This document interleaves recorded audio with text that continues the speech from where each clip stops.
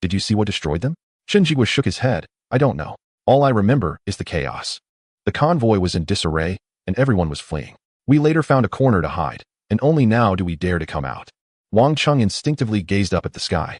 Their group continued to move forward. The surrounding streets and city grew increasingly desolate.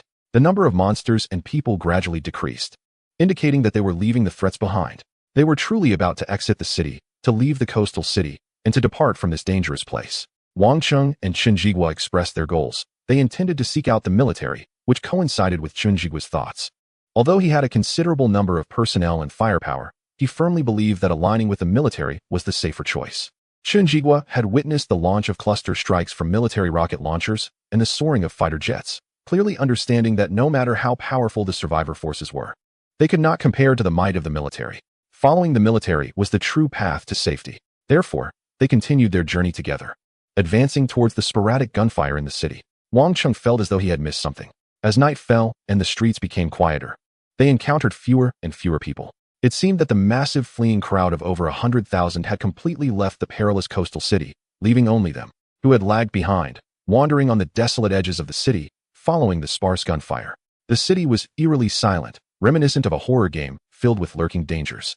However, they managed to find a group of military personnel following the sound of gunshots. Coincidentally, it was a familiar face, Zhao Nan. But there were only him and a few scattered soldiers. The large force led by Zhang Rui was nowhere to be seen. Seeing Wang Chung, Zhao Nan was momentarily stunned and exclaimed, "You're still alive? That's great. This is wonderful news. Captain Zhang will be very happy to hear this." But Wang Chung cut straight to the point, anxiously asking, "What about the others? Where is Captain Zhang? What happened to my friends?" Upon hearing this question, Zhao Nan's expression darkened as he replied, "They ran into trouble." Chapter 90. Come with me to save them. Seeing Zhao Nan's expression, Wang Cheng's heart sank. What exactly was going on? Hadn't he already drawn the pursuers away? Su Ling also became anxious, glancing over. Meanwhile, Shu Bing was left in the vehicle, unable to get out, silenced and staying put. Zhao Nan said, "Mr. Wang, at that time, you diverted the pursuers, creating an opportunity for us. Our captain seized the chance to fend off the attack from other mutated creatures while retreating with the experts. However, during the retreat, we were ambushed by a group of strange creatures. Do you remember the bizarre creature that had died under your hands? It seems there were far more of them than we thought. They took the fragments of the fallen objects that the experts had excavated and displayed terrifying power. Our team was no match for them and was scattered in the chaos. We barely escaped, hoping to seek help, but..." Zhao Nan's expression revealed rare despair and dejection. They had managed to escape, only to find that the area was already deserted, with no sign of the main military forces. And even survivors were rarely seen. Above in the sky, crimson clouds were spreading, severely disrupting the communication system, and Zhao Nan couldn't contact any of the other brother units. Not only were they unable to call for reinforcements, but they also couldn't even locate their own main force. The blood-red clouds were expanding, and even in the night, the deepening crimson overhead was clearly observable. Hearing this, Wang Chung felt a chill run down his spine. What happened after that? Do you know what happened to Captain Zhang and the others?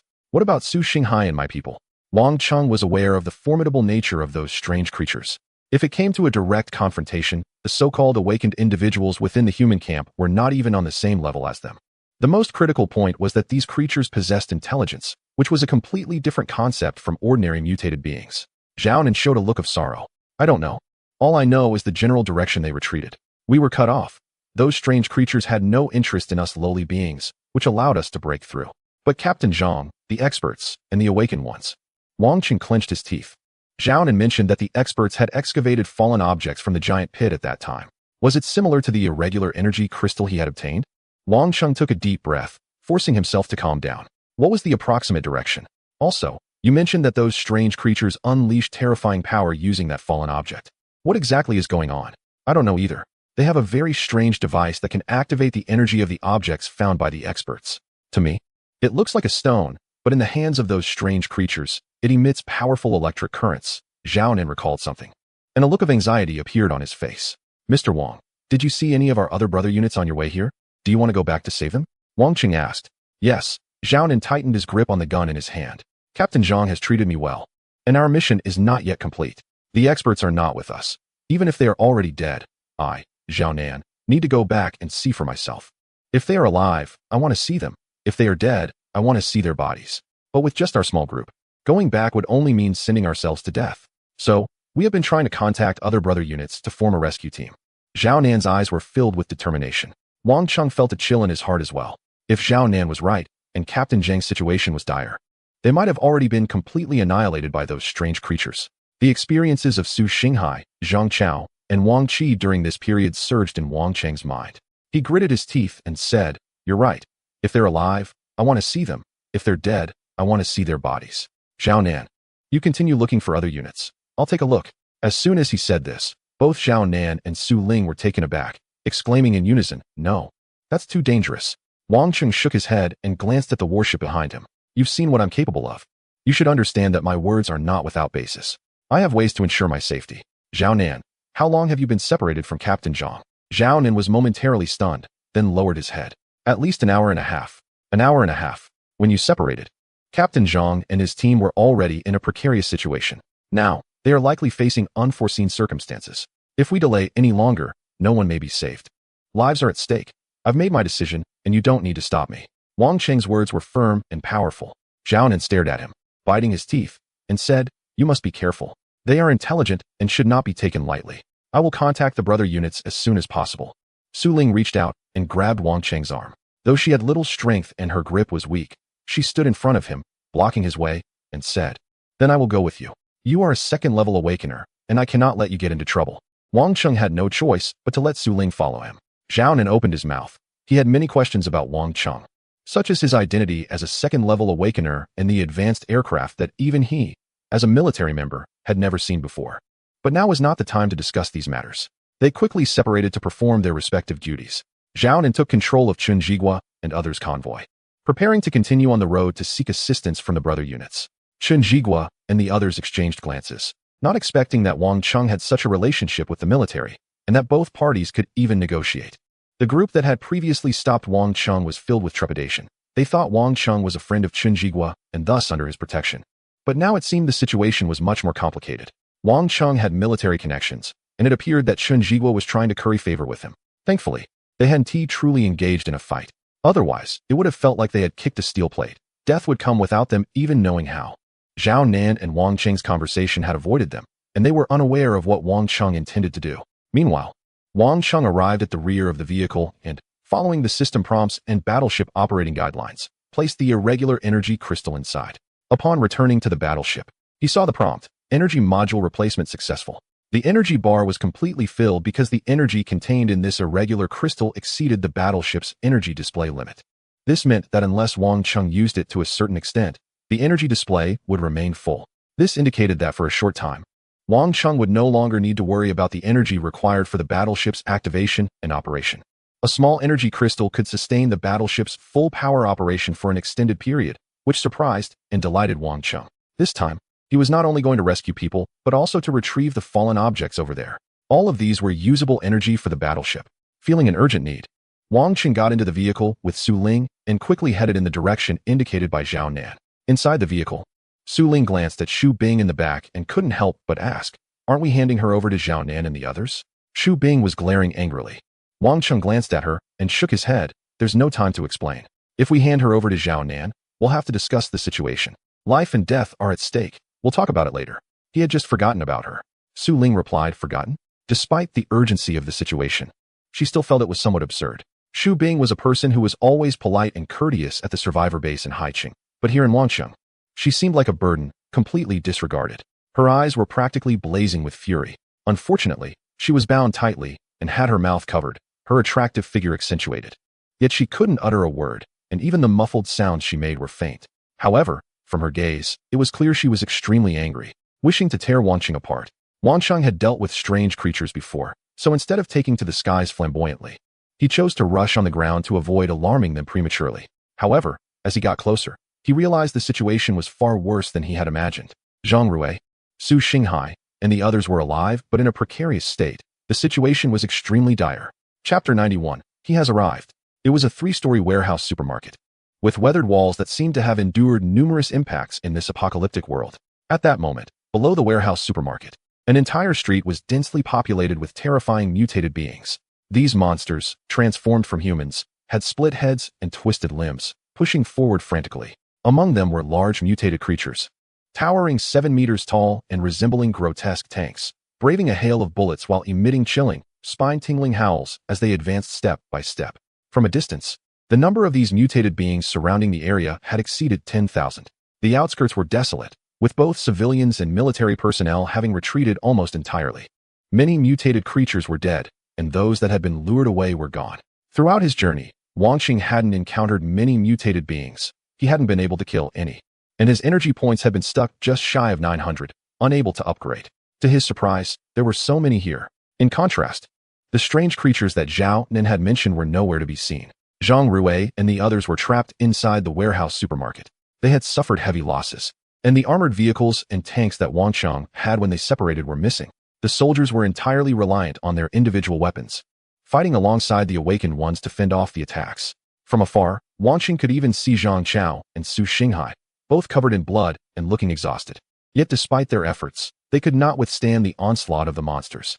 Amid the frantic howls, the first floor of the warehouse supermarket was breached by a 7-meter-tall giant mutant. The bullets hitting its body were as ineffective as raindrops in the ocean, and instead, it reached out its massive arm, grabbing the survivors and soldiers who were desperately resisting at the entrance. It crushed an awakened one struggling in its grasp like a water balloon, sending blood gushing everywhere. The towering, elongated body of the creature let out a triumphant howl amidst the blood, its body thrashing in excitement, slamming against the walls, causing the structure of the warehouse supermarket to collapse, injuring many people. Zhang Rui's hen shouted desperately for a retreat, but Zhang Chao was struck by a piece of debris, letting out a painful cry as he fell to the ground. Su Xinghai's expression changed drastically as he yelled, "Third brother." He rushed forward immediately, fending off an ordinary mutated creature that was climbing up from the side. He struggled to drag Zhang Chao back. Zhang Chao's leg had been severely injured, with blood pouring out and continuous cries of pain escaping his lips. When Zhang Rui's hen turned his head and saw this scene, he roared, "Someone, quickly take them to the back.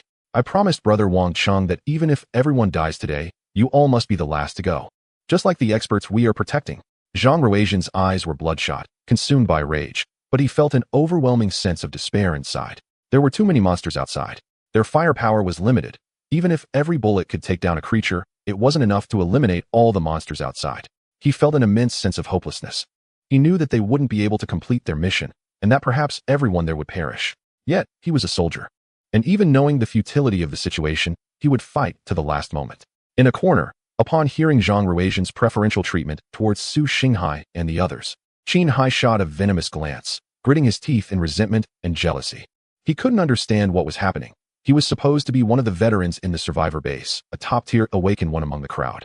So why were these unknown individuals stepping over him? Even now, Captain Zhang seemed to value these newcomers more than him. It wasn't he fair. Fire blazed in his eyes. But he forgot that if it weren't for the intervention of Su Xinghai's brother Wang Cheng, they would have already perished when facing the navigators. There would be no current situation. Amidst the chaotic battlefield, Su Xinghai was almost oblivious to the malicious gaze behind him as he focused on dragging Zhang Chao back. His heart sank as well. His judgment was similar to Zhang Rui's. They were likely finished. Su Xinghai felt a deep sorrow. No one could face death directly, especially since he had parents and family. He had always hoped to reunite with his family during the apocalypse. He had developed survival skills and become an awakened one. Yet he hadn't been able to let his family enjoy his strength. He even wondered if they were still alive. However, Su Xinghai didn't show his despair. He understood that as the leader in the dormitory, he couldn't appear weak as long as he wasn't alone and had others around him. Especially at this moment. With Zhang Chao injured and his face twisted in pain, Su Xinghai felt he had to maintain his composure, while dragging Zhang Chao back and remaining vigilant of their surroundings. He kept reassuring him, "Third brother, don't worry, it's okay. The wound isn't severe, just a lot of bleeding. Please don't move around. Don't be afraid, we'll all be fine. I'm here, your dad is here, and no one is taking you away today." Zhang Chao's heart was filled with more fear. His thoughts were few, and his judgment was not as clear as that of his companion. In the chaotic battlefield, he was more like a reckless rookie, only knowing how to shoot and fight. He hadn't thought much until this moment when he was injured and fell down, only then realizing that they might not be able to leave today. A great fear filled his heart as he tightly grasped his companion's hand. "Boss, don't worry about me. Just run, run. This situation is not right. It's not right. Boss, it really hurts. Damn it, run. You don't need to save me. Don't let me drag you down. If you're injured, you won't be able to escape either." Zhang Chao was unclear about the situation, still optimistically thinking that there was a chance for his companion to escape. Hearing these words, his companion felt extremely sad but only grasped Zhang Chao's hand tighter, pulling him back. Enough with the nonsense. Just cooperate with me. No one is going to die today. But at that moment, a deafening roar came from above them. The wall collapsed with a thunderous crash. The front of the storage supermarket was violently torn open. That terrifying 7-meter-tall monster, covered in blood with numerous wounds, was still alive, howling as it ripped through the wall and charged inside. With a single step, it crushed a soldier who couldn't dodge in time. Under its terrifying strength, half of the soldier's body was crushed and torn apart, blood spilling everywhere. Yet he still struggled to crawl away from the monster, blood covering his head and face, desperately shouting, "It hurts so much. Help me, help me." The giant monster's enormous hand reached out toward the humans below, targeting Zhang Chao and his companion. "Run!" Zhang Chao unleashed an unprecedented strength, pushing his companion away and reaching for his gun, seeing the hand coming down. He wanted to give himself a quick end before that, because he had just seen how those who were crushed to death by this monster met their tragic fates. He didn't want to die in such agony. His companion watched this scene in despair. Just then, a deafening roar erupted. Amidst the terrifying explosions and the soaring orange flames, a rain of blood poured down. Before everyone's eyes, the 7-meter-tall monster was hit from behind by a whistling rocket, one side of its body being torn apart in the terrifying blast, transforming into a downpour of blood. The massive body staggered slightly before crashing down. Behind it revealed a jet, like a black lightning bolt. It was the battleship from the city of Wong. Like a streak of black lightning, it charged through the battlefield, sweeping over countless mutated creatures, firing wildly. And amidst the dense explosions, it carved out a bloody path at the entrance of the storage supermarket. Countless soldiers and awakened ones stared at this scene in awe, then erupted in excited cheers. "He is here. The city of Wong has returned." Zhang Chao was momentarily dazed, laughing despite the blood. "Boss, the second brother is back. He is back. I knew it, I knew it." Countless people were filled with exhilaration. Even Zhang Rui showed a hint of joy. The appearance of the figure was like a shot of adrenaline, instantly invigorating the entire battlefield and boosting morale. The aircraft soared through the sky, and everyone understood. He had returned. Chapter 92. Layers of traps in the outskirts of the East District of High City. It was desolate, with monsters rampant, surrounding a storage supermarket. The figure arrived from the rear, not intending to act so quickly, but the situation forced his hand. If he did not take action soon, the supermarket would be breached, and the people inside would be doomed. At this moment, the black aircraft sped like lightning over the heads of countless monsters, unleashing a torrent of firepower. Notifications echoed in the figure's ears, informing him that his energy points were rapidly increasing. The monsters here were densely packed, and with his rifle, rockets, and missiles firing simultaneously, he could reap a large number of them in an instant. Especially the large mutated creatures, each could provide 10 to 20 units of energy points. As he slaughtered through them, the total amount of energy points naturally surged. The figure's total energy points finally surpassed 900, reaching as high as 950. This meant that upgrading to a level 3 warship was a certainty. It was just a matter of time. Inside the warship, Xu Bing quieted down, scanning the surroundings, while Su Ling's expression changed slightly, saying, "Isn't it wrong for us to expose ourselves like this? The situation here clearly has traps." The intelligent and strange life forms that Zhao Nin mentioned attacking Captain Zhang and the others haven't shown up at all. "I know," the figure replied softly. His energy points were rapidly climbing, but there was little joy or surprise on his face. Instead, his gaze was focused and cold, constantly observing the outside and the radar system. However, the area was filled with monsters, and the thermal radar was a sea of red dots, making it impossible to detect anything. Su Ling knew this was a trap, and the figure naturally understood as well. He had personally engaged with those strange beings, so how could he not comprehend? But he had no other choice. Knowing it was a trap, he still had to fight his way out. Otherwise, Captain Zhang would die, and Su Xinghai, Zhang Chao, and the others would not survive either. This was not just about traps, it was a matter of life and death, and he could not afford to wait any longer. Just at that moment, almost as soon as the figure finished speaking, Xu Bing suddenly began to cry out in a certain direction. The figure's gaze shifted instantly. He then saw on the rooftop on the other side. A tattered covering was suddenly lifted, revealing a tall and strange creature, its body covered in crimson flesh. Its feet were distinctly different from other mutated beings, and its eyes were clear. It was directly mounted on a heavy cannon, presumably dismantled from an infantry fighting vehicle, and as the covering was lifted, the dark cannon barrel was already aimed at the sky. Accompanied by excited screams, it began to fire wildly. The 50mm cannon instantly unleashed a barrage of bullets. Bullets with tracer rounds pierced through the sky like tongues of fire, densely compressing towards their target. However, Wang Cheng had detected their presence early on. Before they could fire, he swiftly ascended to a higher altitude, darting through the air like a bolt of lightning, and then abruptly made a sharp turn. Due to the unknown anomalies in the sky, he dared not ascend too high. Even military aircraft at high altitudes had mysteriously been wiped out. Although Wang Cheng's battleship was powerful, he did not dare to be reckless. Thus, he opted for a low-altitude dive. The 50mm caliber cannon was quite heavy, likely an automated artillery mounted on an infantry fighting vehicle. At that moment, it was being controlled by a bizarre creature, and its terrifying weight made it difficult for the creature to maneuver the cannon, as it was simply too heavy. But this also sealed its fate.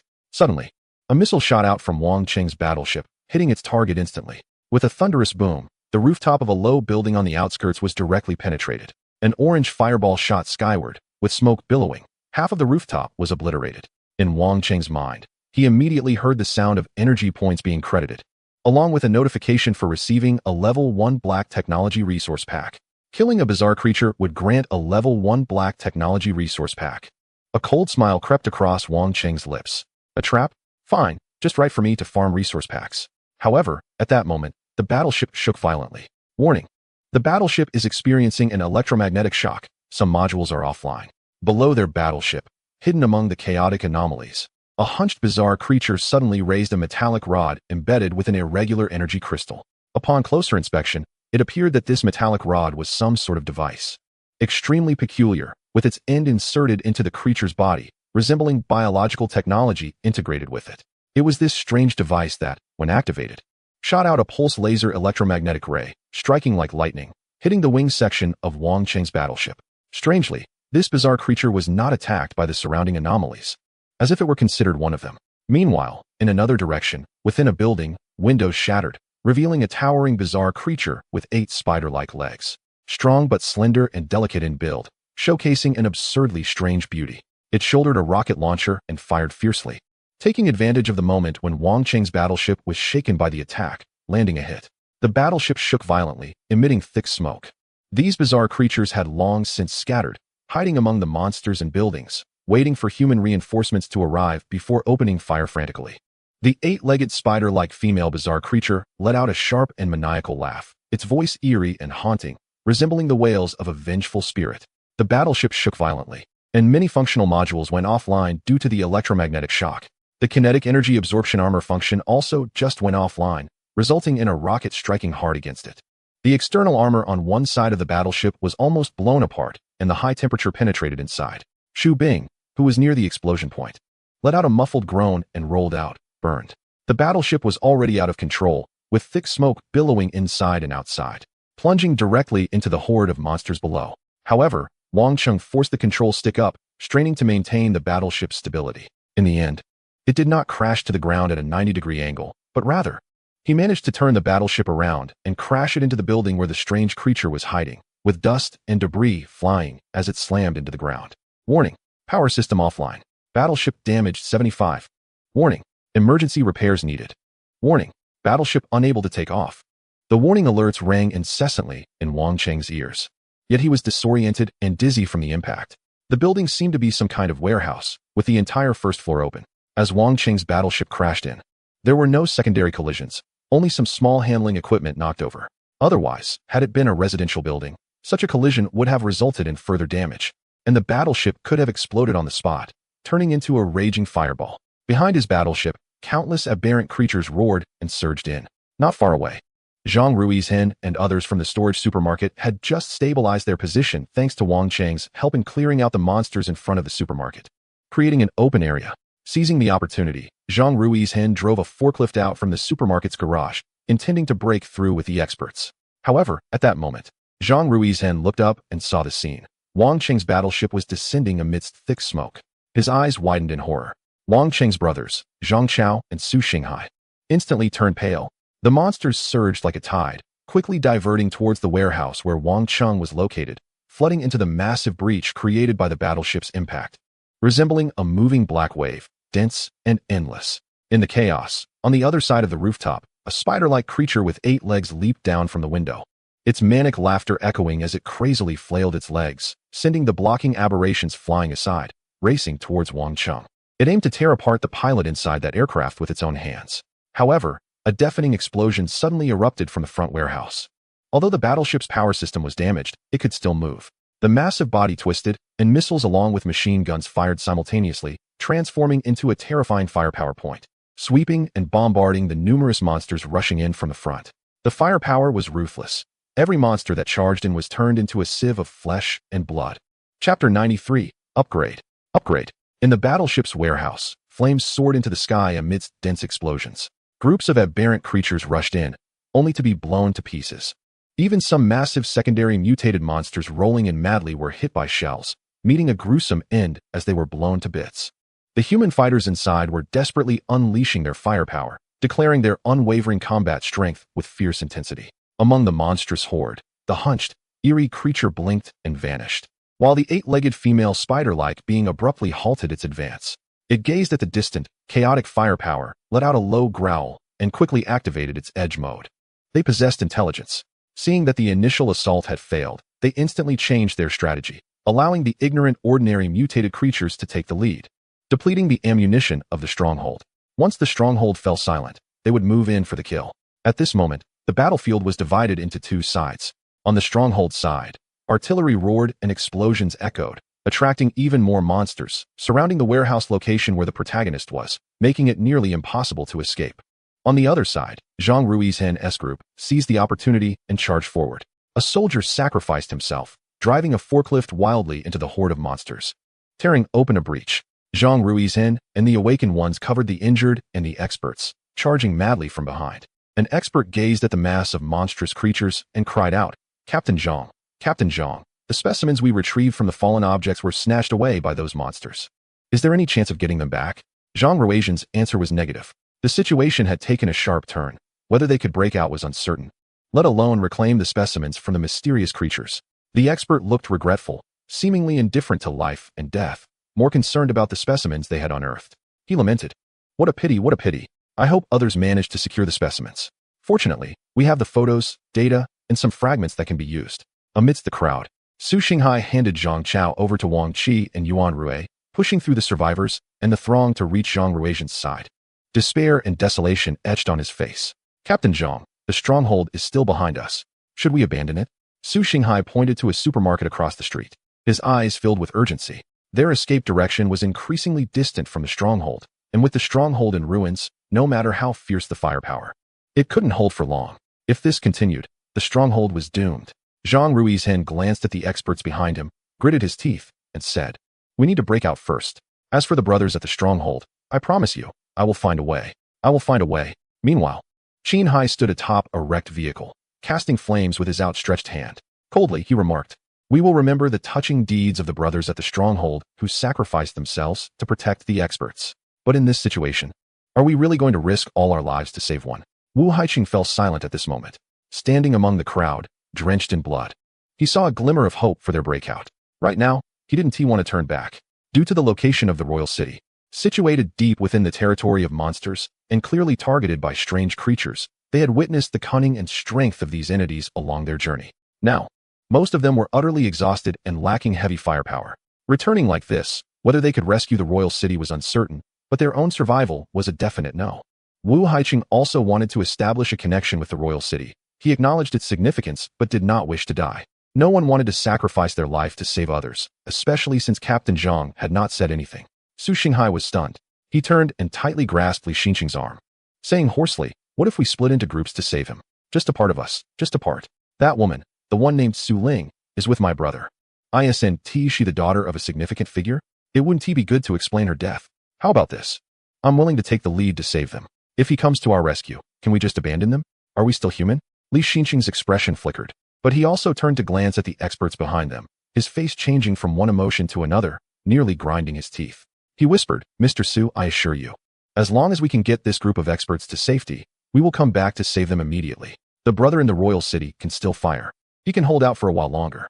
Besides, we don't even know if we can break out ourselves. We can't split our forces. Qin Hai sneered. Let us take care of ourselves first before worrying about others. At that moment, ahead of them, a forklift crashed down, and countless monsters surged forward, like a swarm of ants, endlessly climbing and frantically pouring in. Eventually, with a loud explosion, the soldiers inside the forklift detonated a grenade just before being torn apart, turning the forklift into a final bomb. Amidst the billowing smoke, monsters surged from all directions. As Li Xinqing had said, whether they could break out smoothly was uncertain, and whether they could complete their mission to protect the experts carrying crucial information was even more unknown. In this situation, they felt powerless. Su Xinghai stepped back, moving through the crowd to Zhang Chao and Wang Qi, and said sadly, "No one is willing to help us. Wang Qi, you all follow the main force and take Zhang Chao with you. You must fight your way out. I need to go save someone." Yuan Rui was taken aback. "Just you alone? How will you save anyone? One person's effort felt like a drop in the bucket, but I have to do something. Otherwise, even if I survive, I will regret today for the rest of my life." Su Xinghai looked into the distance. Just moments ago, in the warehouse where the Royal City's aircraft had fallen, the gunfire suddenly stopped, as if their warship had fallen silent. Zhang Chao said hoarsely, "Boss, I'll go with you. I'll take one too." Wang Qi also spoke up, lowering his head, trembling with fear, yet with an unprecedented certainty in his tone. "Brother Zhang Chao, you're injured. Going would only be a burden. Yuan Rui, please take him and catch up with the group. Su Gu, I'll go with you. The brothers in the Royal City have treated me well. I would have died without them. Now, following the military's escape doesn't guarantee survival either. You're right. We must do something. I can't just watch the brothers in the Royal City be attacked and die alone. Even if I die, I will choose my own way to die." As he spoke the last sentence, Wang Qi suddenly raised his head, his eyes blood red, his body trembling with fear. But his gaze was filled with determination. Everyone else looked at him in shock, not expecting him to make such a choice at this moment. Yuan Rui also whispered, "I will go with you. If we are to die today, I hope we can die together. That way, we won't be alone. We can go to hell together. You are all good people, and following you gives me peace." Su Xinghai lowered his head deeply, and after a moment, gritted his teeth and said, "All right. Then let's fight our way back. There is strength in numbers. Let us not talk about dying. We can survive. Let us all fight for our lives. We need to live and save Wang City." Meanwhile, inside the warehouse, Wang City's battleship had indeed just ceased fire. It wasn't due to a lack of ammunition. After a frenzied missile launch, there were still over 900 energy points available, a result of fighting to sustain fighting. However, the battleship had reached its limit. He knew that if it continued like this, being overwhelmed was just a matter of time. Once the walls and other directions of the warehouse were pushed down by these creatures, they would swarm from all sides. Even with more than 900 energy points to convert into missiles, it would be futile against so many creatures coming from multiple directions. Not to mention, among these ordinary mutated creatures, there were also intelligent and bizarre beings with unknown weaponry. Maintaining the status quo was tantamount to slow suicide. Thus, realizing this, Wang City chose to cease fire. A wild plan emerged in his mind. He would directly upgrade the battleship here. Upgrading to a level 3 battleship would repair the damages and make it even more formidable, allowing them to break through the encirclement. The last time he upgraded to a level 2 battleship, it took 20 minutes. This time, Wang City estimated it would take at least half an hour, and at most 50 minutes. As long as they could hold out for 50 minutes, they could turn the tide and break free. It was a dance on the edge of a knife, but it was the only way. Only by upgrading to a level 3 battleship could they ensure a safe escape today. No matter what strange creatures they faced, once the battleship reached level 3, what could they do to him? Wang City was a doer. He acted on his thoughts. After ceasing fire, he immediately ordered Xu Bing and Su Lingqing to leave the battleship. The two women almost thought he was abandoning this advanced piece of technology. But Wang City knew that at this moment, he had only one thought in mind. Upgrade. Upgrade. Chapter 94. Racing against time. The battleship had just completed its final round of concentrated fire, explosively clearing a brief area in front of the warehouse filled with mutated creatures. But the incoming mutated beings still needed some time to reach them. The interior of the warehouse was relatively isolated from the outside, and those intelligent, bizarre creatures were unaware of the situation, not knowing if Wang City still had heavy firepower and dared not rush in. Even if their mutations were formidable, they couldn't withstand a single missile from Wang City. If hit, they would die instantly. Inside the warehouse, the sound of mechanical operation echoed as the battleship rapidly shrank, retracting its wings and descending in height, transforming back into a black car. However, at this moment, the car form of the battleship was also battered, with its power system damaged. Even in vehicle form, it could not start. Su Ling, feeling anxious, exclaimed, "Is our ammunition depleted?" "No, it's not completely gone. But at this rate, it will be soon. I need to repair it first, and then fly out," Wang Cheng replied, handing Su Ling a standard rifle he had obtained from the military, saying, "I need your help." Outside, hordes of monsters were approaching. Wang Cheng spoke rapidly, leaving both Su Ling and Shubing, who was speechless behind him, in shock. Su Ling blurted out, "Now you want to repair the fighter jet? Are you joking? Can you even fix it?" Wang Cheng had already prepared his explanation, stating, "This aircraft uses cutting-edge nanotechnology. The nanobots can self-repair, reshaping forms and functional modules. But this requires some time. Therefore, I need you and your help to fend off the mutated creatures. Otherwise, we will all die. As he spoke, Wang Qing looked not only at Su Ling but also at Shubing, whom he had treated rather harshly. Su Ling still wore a look of disbelief, even questioning whether Wang Qing had been frightened into saying nonsense. Nanobots? Was this some kind of apocalyptic sci-fi film? However, Shubing fixed her gaze on Wang Qing's eyes and nodded vigorously, as if to say, I'm willing to help you. Wang Qing wasn't concerned about Shubing taking the opportunity to retaliate because, as he mentioned, they were all trapped here and unable to move, sharing a fate of mutual benefit or ruin. Shubing had no advantage in turning against him. It would not benefit her at all. Even though she was an awakened being with incredible combat power, there was almost nothing around to use as a springboard, and the warehouse was surrounded by monsters, making it equally desperate for her. Without the battleship, she would undoubtedly face death. Wang Qing was decisive, quickly removing the cloth that had been stuffed in Shubing's mouth, freeing her instantly. Shubing cast a deep glance at Wang Qing, took the gun he had given her, and jumped out of the car. Su Ling hesitated for a moment, but also followed suit. Wang Qing was the first to exit the vehicle, sealing the battleship. He then took a large sunshade he had prepared earlier and covered the entire car form with it, leaving only one of his hands resting on the car body. Wang Qing called out to the system in his mind, silently saying, System, spend 900 energy points to upgrade to a level 3 battleship. Upon his authorization, the system's prompt sounded immediately. Scanning battleship, upgrade about to begin. Estimated time required for upgrade, 35 minutes. Upgrade cost of 900 energy points has been deducted. Compared to the last time, upgrading from level 2 to level 3 required 3 times the energy points than upgrading from level 1 to level 2. A glow enveloped the car body, but with the cover, it appeared inconspicuous from the outside. The preparations were all made early by Wang Qing, as he understood the dangers and unpredictability of the apocalypse. Risks could arise at any moment and under any circumstances, potentially escalating into unavoidable dangers. This meant that there might be others around, which is why Wang Qing had prepared these items as cover to prevent his warship from standing out too much. At that moment, a system prompt echoed in his mind again. Your warship is about to be upgraded to level 3, and you can gain 3 advanced technology module bonuses. 1. Low-power turbo laser cannon. 2. Upgraded dual-launch missile module. 3. Low-power electromagnetic traction device. 4. Overloaded electromagnetic pulse generator. 5. Rapid escape ejection pod. When the system prompt sounded, Wang Qing's heart skipped a beat. Turbo laser cannon. Beam weapon. This is a real beam weapon. Particle beam laser cannon. Even if it's just a low-power turbo laser cannon, it's still a battleship-level beam weapon. With the situation being urgent, Wang Qing couldn't afford to think and judge like before. He made his choice instantly and responded to the system. I choose 1, 2, and 5. The laser cannon was a must-have. The dual-launch missile module was also essential. In the apocalypse, Wang Qing feared lacking firepower. As for option 5, that was for survival, and it had caught his attention last time.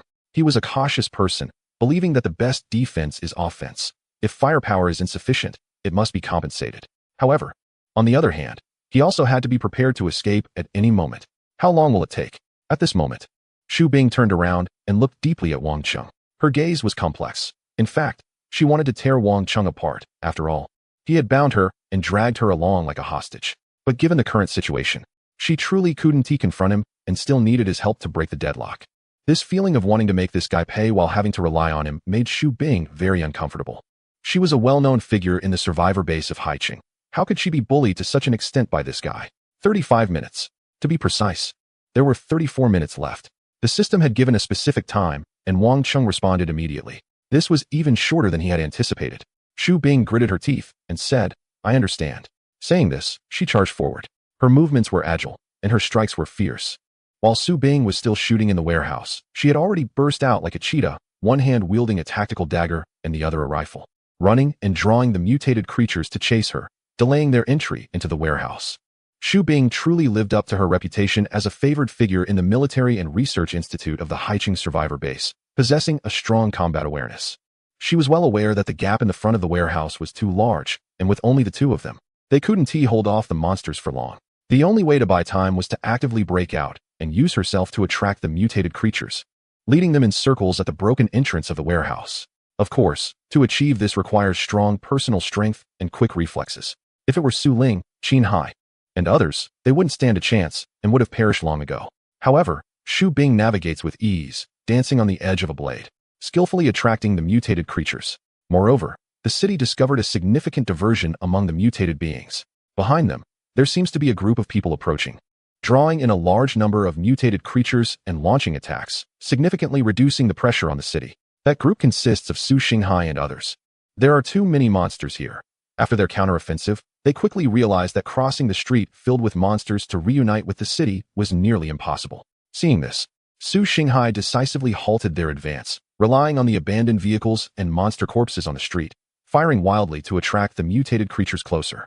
Time slipped away second by second. The battleship upgrade still required 30 minutes. In the front, Su Xinghai and his team struggled to hold on, completely disconnected from Zhang Rui's unit, unable to see their figures at all. At the warehouse's main entrance, Xu Bing was drenched in sweat, her tight short sleeves clinging to her body, outlining her nearly perfect curves. She was still pushing herself, gritting her teeth and shouting, "How much time is left?" Behind her, Su Ling tightly gripped her rifle, firing frequently. Although the city couldn't leave the battleship, she also held a gun in one hand, shooting with a shotgun. 20 minutes remaining. Su Xinghai's position had become an isolated island, surrounded by monsters. Xu Bing had nowhere to retreat, falling back step by step as the monstrous army surged at the warehouse entrance, howling ferociously. 10 minutes remaining. The main entrance of the warehouse had been breached, countless monsters howling as they charged in. Su Ling was pulled back by Xu Bing, firing in all directions. But it was futile as hordes of monsters rushed toward the city, charging at the battleship, their bloody and frenzied roars filling the entire warehouse in an instant. Yet, the battleship was still upgrading, and the upgrade was not complete. 8 minutes remaining. Damn it, I'm out of bullets. Wang Qi slammed his gun onto the ground, a desolate expression on his face. Beside him, Yuan Rui tightly clutched his shirt, her ammunition long gone, her eyes reflecting the monsters surging from all directions. Zhang Chao's face was pale, unable to unleash even a hint of flammability. Meanwhile, Su Xinghai's expression grew increasingly grim. He saw that as they became exhausted and ammunition ran out, the strange spider-like creature that had remained still not far away was now rising from among the monsters, speeding toward them. It was incredibly cunning, waiting for the frenzied, ordinary mutated creatures to deplete before striking with lightning speed, easily harvesting them. It did not know the situation inside the warehouse and dared not rush in, but aimed to finish off Su Xinghai and the others right here. Blood would spill in an instant. Outside the warehouse, Su Xinghai had also run out of bullets, his pupils reflecting the rapidly approaching monsters. Gripping the dagger at his waist tightly, he still had 2 water arrows left to use, and he was determined to fight this monster to the death. However, fear gripped his heart, and his body involuntarily trembled slightly. In the warehouse, the fortified city stood with warships behind it, switching to artillery launchers and firing wildly. Yet it still couldn't stop the monster's frenzied charge. The front line was getting closer, closer. Cold sweat trickled down. Meanwhile, the warship was still upgrading. Chapter 95. We never gave up on you. There were still 7 minutes left. At this moment, it was a dire situation. Xu Bing stood at the front, one of her hands slashed open by a monster, blood pouring out, but she seemed unaffected, leaping out like a mother leopard, violently twisting the head of a mutated creature, and then quickly raised her gun to blow off another monster's head before pouncing again. She was like a beast, rampaging through the horde of monsters. Su Ling was retreating step by step, nearly backing up to the fortified city's side. Watching this scene, she was deeply shocked. Xu Bing's ferocity was beyond her imagination. Both were women, yet Xu Bing was like a female war goddess. The first awakened one from the coastal city was not just a title. It made sense that she felt wronged and frustrated with the fortified city. If it weren't for the warship and the level 2 awakened ones in the fortified city, it would have been impossible to overpower Xu Bing and bind her. Xu Bing's battle prowess, reminiscent of a heroine, made the fortified city's heart skip a beat. Deeply astonished. Yet, time was still not on their side, and the warship was still upgrading. This was far from enough. Their numbers were too few.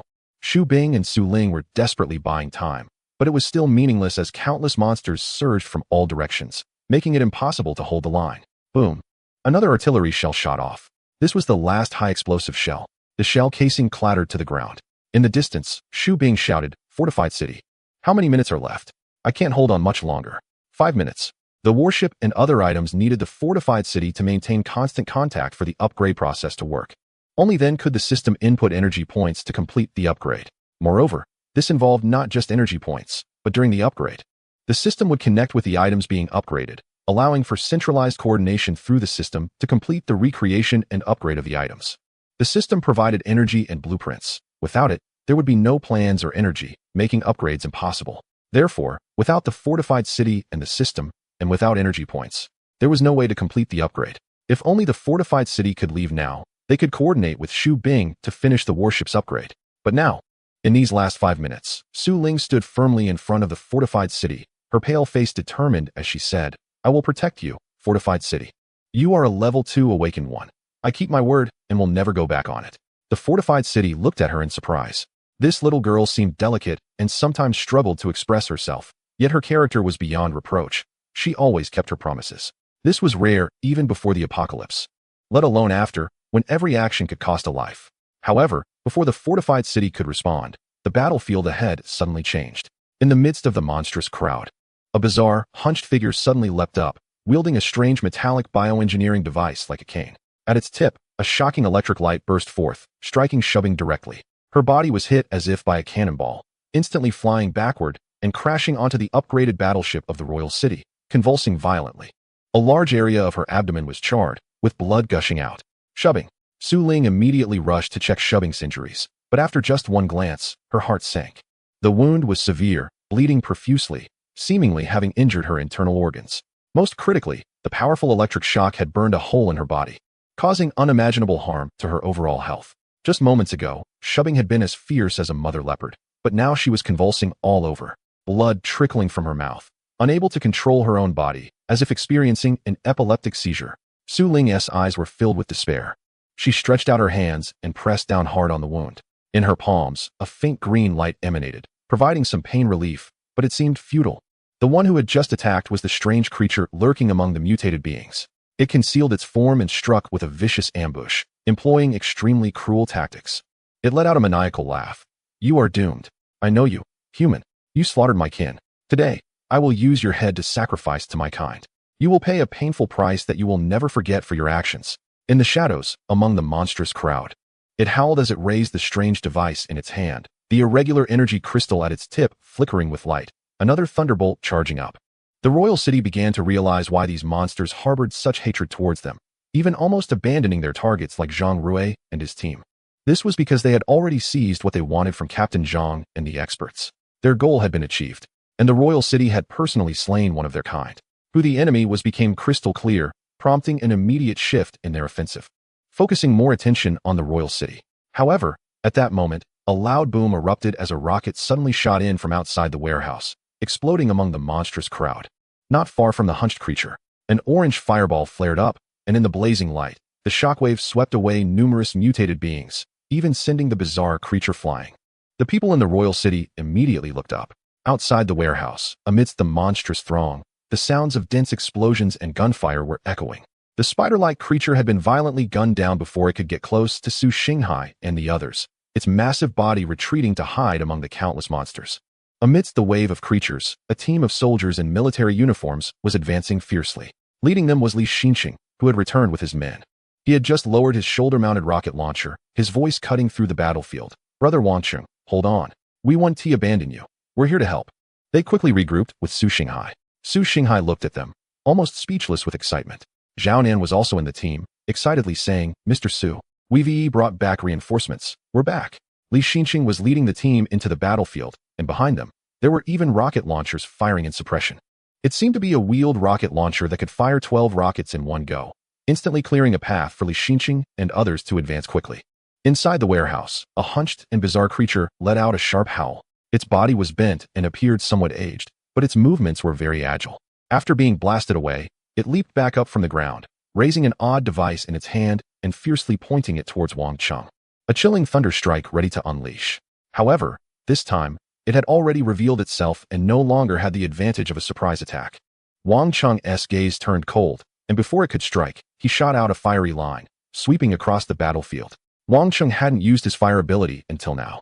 This wasn't because he intended to hide his strength, but because he anticipated that these intelligent bizarre creatures would definitely wait for an opportunity to act.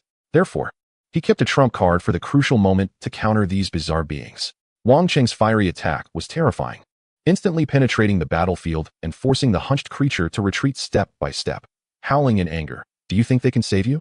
You're doomed." A headless mutated creature was suddenly hurled over. Amid the piercing howls, the wall on the other side of the warehouse was violently broken through, and a tall, spider-like creature roared as it charged in. Its 8 legs wildly maneuvered among the swarm of monsters, like a moving flesh and blood war machine, speeding through the mutated creatures towards Wang Cheng. Most terrifying of all, it wielded 2 high-rate submachine guns, firing madly while advancing, sweeping fire at Wang Chung. Bang, bang, bang. Wang Chung and his team quickly dodged, the bullets hitting the upgrading battleship with a heavy thud. He shot out a second fiery line to block the spider creature's advance. But soon, two bizarre creatures regrouped and came from different directions, their frenzied howls echoing. You're doomed. You're doomed. Those people won't make it in time to save you. I'm going to make you bleed. However, facing the bizarre creatures attacking from two directions, Wang Chung merely smirked. He didn't think he was doomed, because in his mind, the system prompt for the battleship upgrade was already in countdown mode. 15 seconds left until the battleship upgrade is complete. 10 seconds. 7 seconds. The arrival of Li Xinqing and the others bought him this last bit of time, delaying the advance of the bizarre creatures and the swarm of monsters. At this moment, the battleship was about to complete its upgrade. Wang Cheng's eyes sparkled with cold determination. Who would kill whom would soon be revealed. Chapter 96. Overlooking the battlefield. Wang Chung, you should leave quickly. Li Xinqing and the others are here. Join them. You're a level 2 awakener. You can't die here. Su Ling's hands lost their glow, and she stood up, gripping her gun tightly, ready to help Wang Chung reach the two bizarre creatures. In the arena, not only were there strange creatures, but other mutated beings from different directions were also surging forward wildly, their terrifying howls echoing as they advanced in waves. Although Li Xinqing and the others were approaching, they were still out of reach. However, before Su Ling could steady herself, she was abruptly pulled back by Wang Chung. Losing her balance, her soft body nearly fell directly into Wang Cheng's arms. She was taken aback, and before she could say anything, she saw Wang Chung lift the sunshade that was draped over one side of the vehicle. In that moment, Su Ling gasped in shock. Not only her, but at that instant, the spider-like strange creature and the hunchbacked one also had their pupils constrict. Because at that moment, as Wang Chung lifted the sunshade, what was revealed was no longer the battered black sedan they had seen before, but a heavy and massive black beast. It was a large off-road vehicle, towering in the wilderness, its size almost 1.5 times that of the previous sedan. Get Xu Bing on board. Take off. Wang Chung pulled Su Ling and immediately opened the car door, stepping inside with one foot. Dear host, your battleship has been upgraded, and the current level is 3. This time, Wang Chung didn't have time to check the specific functions and upgrades of the level 3 battleship. The moment he boarded, he directly activated the sailing mode. The massive, menacing land monster suddenly transformed, shifting like a transformer, from a black beast parked in the center of the warehouse into a large black warplane. Its size had also expanded nearly 1.5 times, with 3 aircraft transforming into 5 warships. The interior became more spacious, and the overall shape of the battleship became more streamlined, with shorter wings and smooth diagonal lines. The dark fuselage had a half-submerged turbo laser cannon tightly pressed against the hull. As Wang Chung boarded, the cannon instantly activated with a grinding mechanical sound. The turbo laser cannon platform slowly rising, its dark muzzle and the dim body indicating that this structure had evolved beyond that of a conventional fighter jet, approaching the form of a true battleship. In the cockpit, the central display had transformed into a large smart screen, with information cascading down like a waterfall. Main weapon. Turbo laser cannon is ready. Energy source is being scanned. No additional weapon energy modules detected. Defaulting to shared battleship energy module. Connecting. Connection successful. Battleship energy is sufficient, under minimum 1-hour sailing requirements. Can fire 51 times. Dear Captain, please issue the firing command. Let us see who dies today. Wang Chung directly turned the joystick. The battleship had been upgraded to level 3, and the main operating system had not changed much. He could perform normal operations right away. At this moment, he turned the battleship, and the fangs of the turbo laser cannon extended. The dark muzzle was aimed directly at the 2 strange creatures that had just been attempting to charge at him, ready to take them down. At that moment, the 2 strange creatures were completely stunned, especially the spider-like one. It had many legs and was the fastest, and although it was still quite far away, it was closer to the battleship of the royal city than the hunched creature. The battleship revealed itself, almost directly confronting it, casting a massive shadow over it. Run. The hunched creature's face twisted in disbelief and fury, its eyes flashing with insane hatred. It realized that this was a conspiracy. Why hadn't that human used such terrifying things earlier, putting them in such peril? The answer was likely to trick them into coming closer, only to reveal the firepower and eliminate them all at once. Such deep scheming. What a great act. Inside the warehouse, the heavy battleship slowly moved, not taking off immediately, but the cannons had already lowered, aiming at the hunched creature, and opened fire without hesitation. Although the spider-like creature was closer, the primary target of the royal city was not it, but the hunched creature. The royal city was not foolish. From the moment they appeared until now, it was clear that this hunched creature was the leader among the strange beings. It was evidently a minor leader, and even putting that aside, The strange mechanical device it held was of great interest to the royal city. That object was certainly not an ordinary weapon. It was peculiar and didn't seem like military equipment. It was unclear how these strange beings had obtained it. Of course, the most crucial point was that the energy device on that weapon was clearly another irregular energy crystal. This was something the royal city had to acquire. They had deeply sensed the benefits of this item. Not only could it recharge the battleship, but it could also power the low-power turbine laser cannon at that moment. One piece was definitely not enough. If you delivered it to my doorstep, I would certainly accept it with a smile. However, the royal city did not fire immediately. Instead, using the onboard loudspeaker, they said, "Hey, I'll give you a chance. Surrender on the spot, and I will spare your life." The dark cannon pointed directly at the hunched creature. It turned to glance and was immediately filled with terror. All its previous arrogance and confidence vanished, and it began to run frantically. Meanwhile, the spider-like creature was momentarily stunned, seemingly not expecting the royal city to not target it. It suddenly became excited, its 8 legs frantically scrambling as it desperately tried to escape. The royal city did not actually want to kill the hunched creature. These beings were peculiar. They were intelligent, humanoid, yet had obvious mutated features. They seemed to have some organization, posing a significant threat to humans and the royal city. The royal city wanted to understand their origins, trace the leads, and capture them all to eliminate future threats. Unfortunately, it seemed they had no intention of surrendering. Terrified by the royal city, they fled in desperation. Seeing this, the royal city held nothing back. At that moment, Su Ling also boarded the battleship with Xu Bing. Xu Bing was in a deep coma, teetering on the edge of life and death, while Su Ling desperately covered her wounds.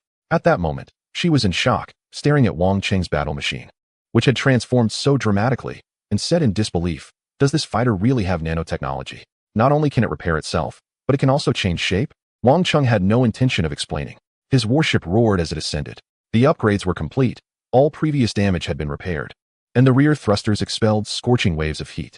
The anti-gravity technology emitted a deafening roar, and the low-power turbo laser cannon fired with a bang, shooting beams as thick as a wrist that pierced through the air. A mutated tank in front was blown apart, half of its body disintegrating with a charred edge. Amidst the frantic gunfire, Wang Cheng shot down a hunched creature on the spot, while his warship crashed through a warehouse.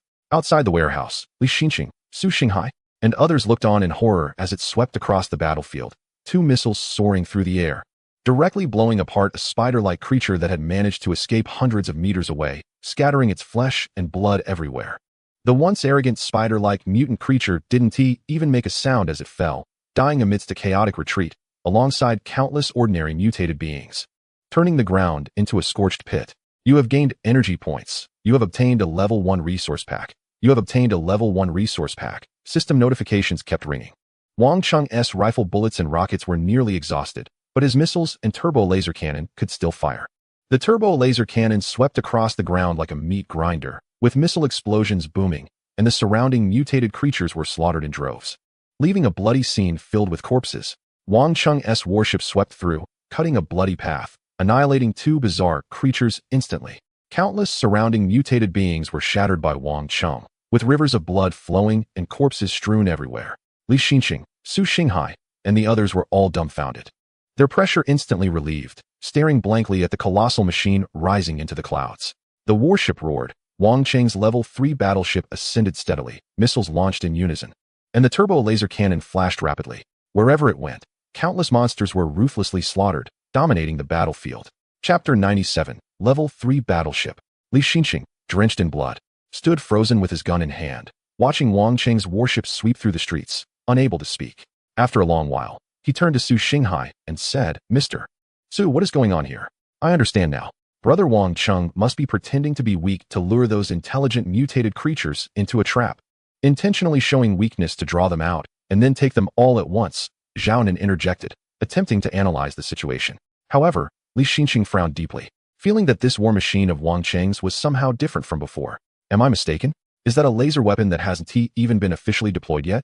It wasn't there before, right? It feels like this isn't just a feigned weakness. He has completely changed to a different fighter.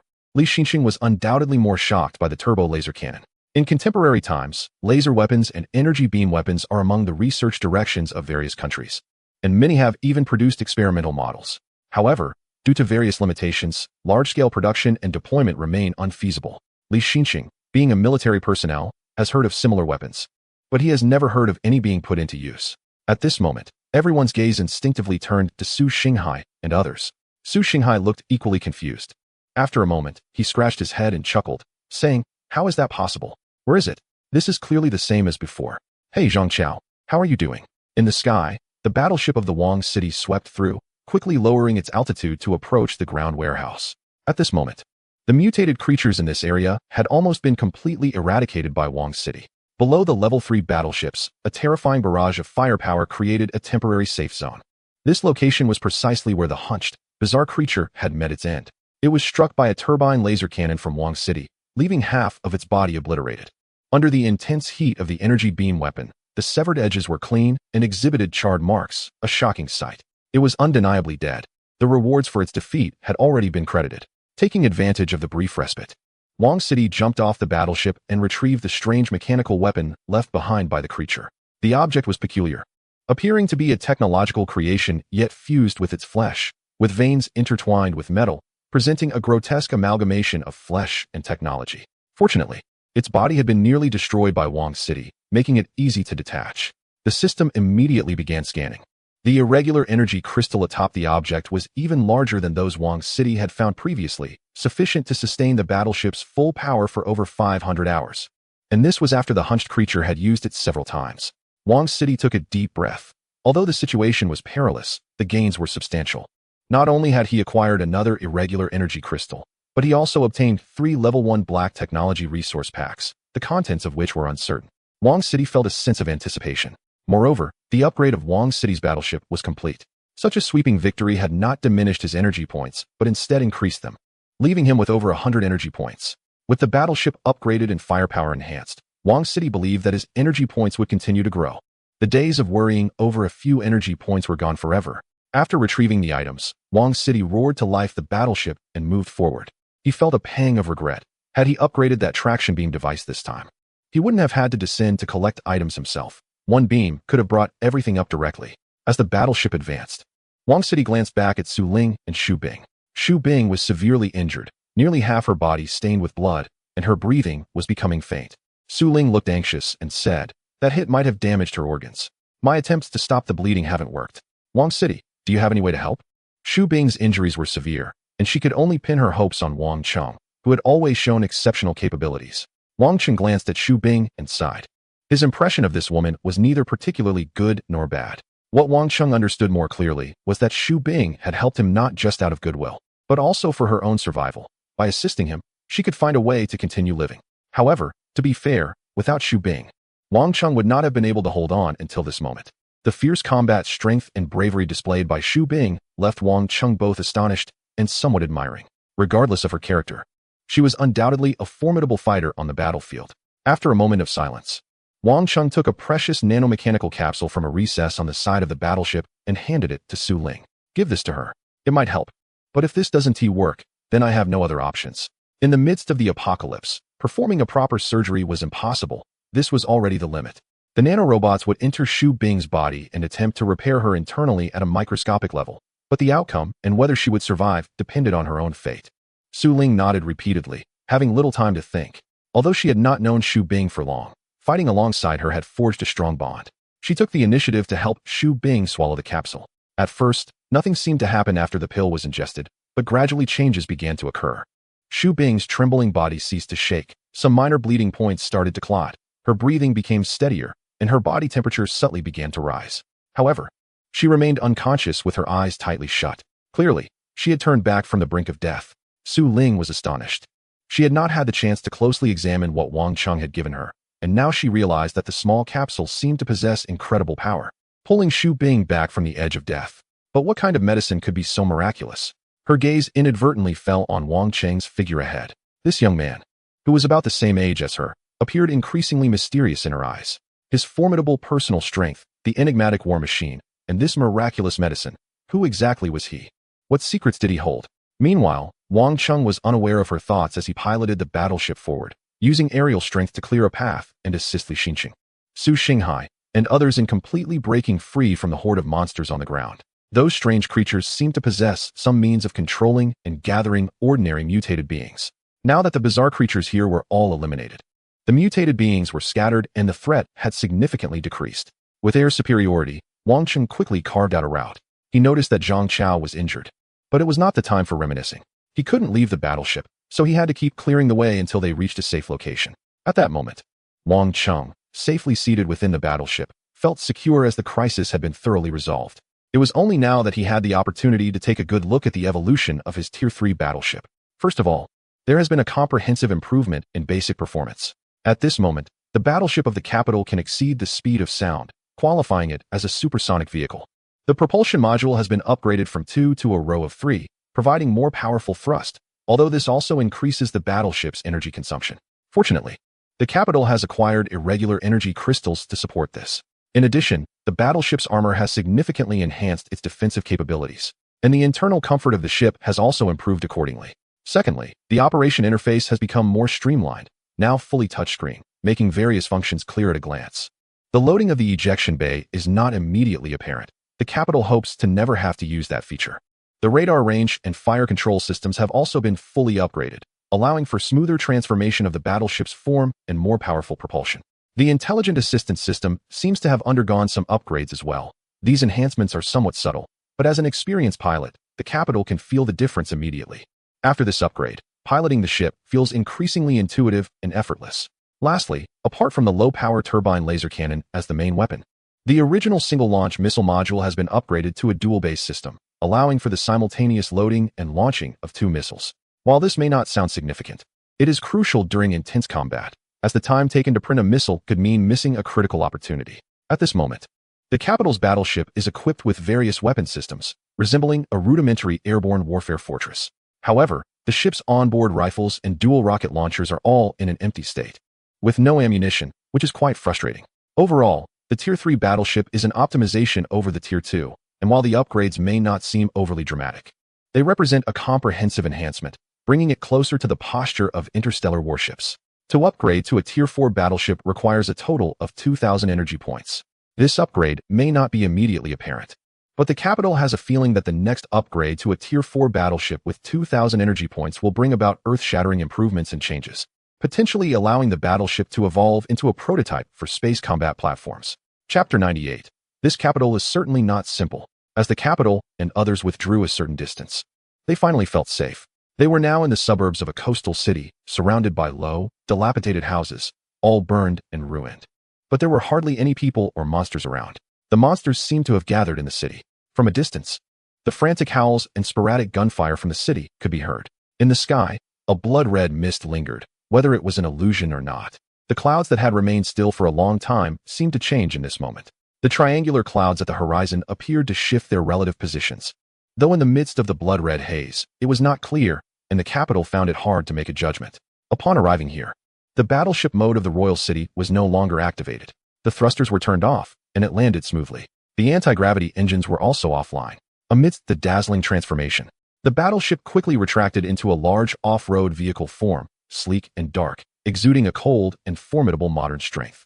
The Royal City jumped out of the vehicle and was the first to check Zhang Chao's injuries. His leg had been treated and was not very serious. But the accompanying military personnel with medical knowledge whispered, this injury was manageable before the apocalypse, but now it's the limit. Without further treatment, he might end up permanently disabled. Fortunately, if he weren't an awakener with a better physique than the average survivor, he might never use that leg again. Hearing this, Su Xinghai's face turned pale, and his body swayed slightly.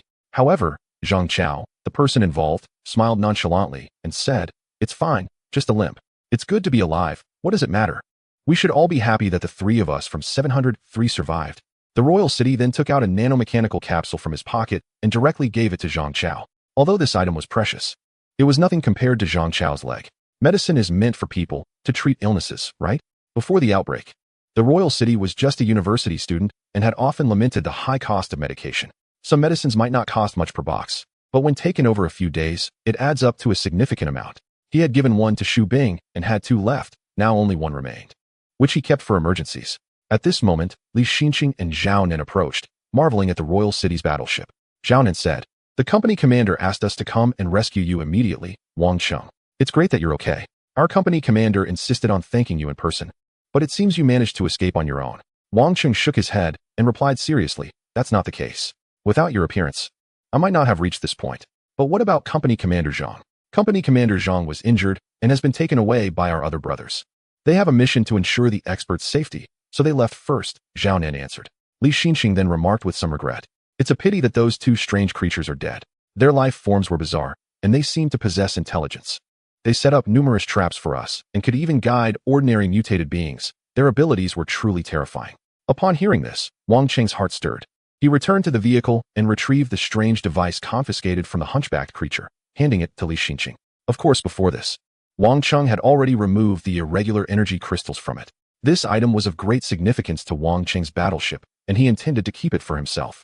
Moreover, he learned that the experts had fragments and photographs related to those crystals, sufficient for research. Having paid such a high price, this energy crystal could be considered a reward. As for this strange device, Wang Cheng couldn't make sense of it either, and the system had no reaction to it. The best course of action was undoubtedly to hand it over to the military and submit it to an expert research team for a thorough investigation. Wang Cheng said, I also find these creatures quite peculiar. I hope this thing can provide some clues. Li Xinxing glanced at the empty top of the bizarre device, deep in thought. But he said nothing, just nodded, thank you. Although he came from a military background, he didn't possess the related airs or eccentric demeanor. He was clear-headed and discerning. He realized that Wang Cheng must have taken that piece of stone, but didn't confront him about it. He could guess Wang Cheng's intentions. And he also knew that the experts didn't really need that stone anymore, so he tacitly accepted the matter. Zhao Nan, however, saw the implied meaning in Wang Cheng's words and said, Brother Wang Cheng, are you not planning to come with us? Wang Cheng nodded. He glanced at the beast-like, menacing off-road vehicle behind him and said, My family is in a certain location. I won't be going with you. I'm preparing to head there. That location had always been Wang Cheng's goal. He needed to find out whether his parents were alive or dead, and the sooner he went, the greater the hope of finding them alive. As a child, how could one not think of their parents? Now that the battleship had reached level 3 and there were irregular energy crystals for endurance, everything was ready for Wang Cheng to set off. Zhao Nan and Li Xinxing exchanged glances, both feeling regret. They wanted to persuade Wang Cheng to stay, and they were also keen on keeping this strange device. But no one could say anything against Wang Cheng's reason. Moreover, Zhao Nan and Li Xinxing were very measured. They sensed that Wang Cheng had secrets, and the transformation fighter contained next-generation technology, but they didn't ask further questions or show any intent to forcefully take it. Through their continuous battles together, Wang Cheng had earned the respect of these soldiers, and they regarded him as a comrade and friend. If Wang Cheng could return with them, that would be best. If he didn't want to, they wouldn't press the matter, though their suspicions and curiosity lingered. This conversation did not escape Su Xinghai and Zhang Chao either. They exchanged glances and said, Let's go together, to that location. This was naturally understood, and Wang Cheng nodded. He also sought the opinions of Wang Qi and Yuan Rui, both of whom were willing to follow him. Su Xinghai had shared the events of the recent battle with Wang Cheng, and after listening, Wang Cheng fully recognized Wang Qi and was willing to take him along. Zhao Nan, Li Xinxing, and others prepared to pursue Captain Zhang and the others, aiming to regroup and ensure the safety of the experts until they successfully caught up with the main military force. Wang Cheng asked, Has the advance team already left the city? Have you contacted them? Zhao Nan shook his head with a bitter smile. There's no secret here. I'm not deceiving you. Under the blood-red spore of the giant tree in the coastal city, our communications were disrupted. Only short-range communication is barely functional. We have no idea about the situation of the frontline troops. However, from the current situation, they should have already left the coastal city area. Otherwise, they would have come to reinforce us, or we would have caught up with them by now. Wang Cheng nodded. The military strength should not be underestimated. Despite being pursued by diggers and facing a rain of crimson spores, they were still able to maintain their speed and successfully break through to retreat, leaving others in awe. Li Xinxing pondered for a moment but couldn't hold back and asked, Mr. Wang, I have a question. I want to know, where did your vehicle or aircraft come from? And are you really just a university student? Wang Cheng was slightly taken aback and smiled without answering. Li Xinxing gave him a deep look but didn't press further. Zhao Nan wanted to say something but ultimately held back. They were curious about the source of Wang Cheng's seemingly advanced technology aircraft, but out of respect, they didn't inquire further since Wang Cheng himself remained silent. They didn't believe that the aircraft was simply a lucky find for Wang Cheng because throughout their journey, he had clearly demonstrated exceptional skill in operating it, especially in combat mode, comparable to that of an excellent pilot, a feat not achievable by an ordinary student. Thus, Li Xinxing's curiosity led to his question. However, what he didn't know was that Wang Cheng wasn't an exceptional pilot at all. He was merely an amateur who could fly so well solely because he was the master bound to a battleship, assisted by a system and the intelligence systems of the ship. After successfully rescuing Wang Cheng and finishing their conversation, Zhao Nan and Li Xinxing set off without delay to pursue Zhang Rui's unit and continue their mission. As the vehicle drove further away, Li Xinxing, who was in the same car as Zhao Nan, held his gun and suddenly asked, "What do you think about this Wang Cheng? I feel like his background must be extraordinary. The technology of that transforming aircraft is revolutionary, and it doesn't seem like something he just picked up. His low-altitude flying skills are not something an ordinary person can easily master. While an ordinary person could pick up a gun and use it, getting a fighter jet to successfully take off is nearly impossible. We both know the operational difficulty of such things." Zhao Nin remained silent for a moment, his thoughts aligning with those of Li Xinqing. After a brief pause, he said, "Wang Cheng is not simple.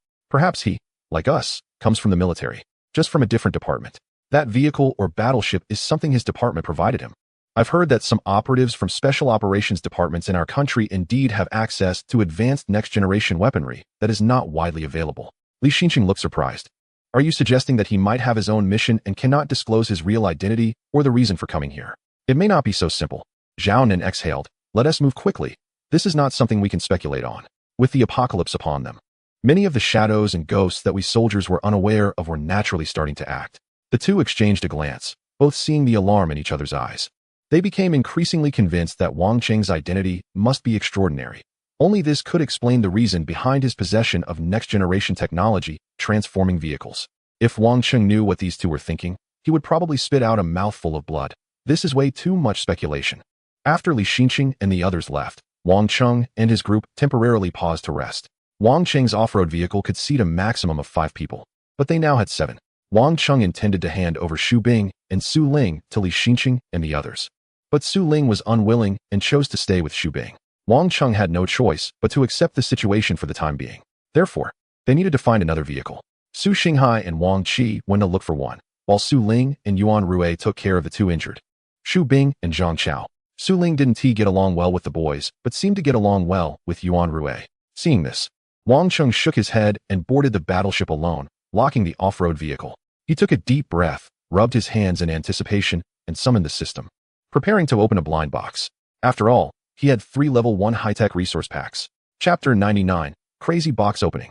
The long night was shrouded in blood. In the eastern urban district of Haiqing, the outskirts were unusually quiet. There were no monsters or fleeing survivors. In the darkness and solitude, it felt like the end of the world. Wang Cheng sat in the vehicle, squinting his eyes, and slowly said, "System, open the level 1 high-tech resource pack." One by one. This time, Wang Cheng had killed 3 strange creatures and obtained 3 high-tech resource packs, which were like blind boxes. He opened them one by one. The first high-tech resource pack opened. He received 5 energy points and a superconducting electromagnetic pulse bomb. The amount of energy points was different from the last time, and the high-tech equipment was a set of electronic weaponry. The bomb was only the size of a walnut, manually activated, and could be thrown out to paralyze electronic devices within a kilometer radius for up to 15 minutes. However, it meant little against mutated creatures. Nevertheless, this was quite lethal to humans and modern technology. Anyone who dared to attack would find themselves reverted to a primitive state for 15 minutes after a single electromagnetic pulse bomb was deployed.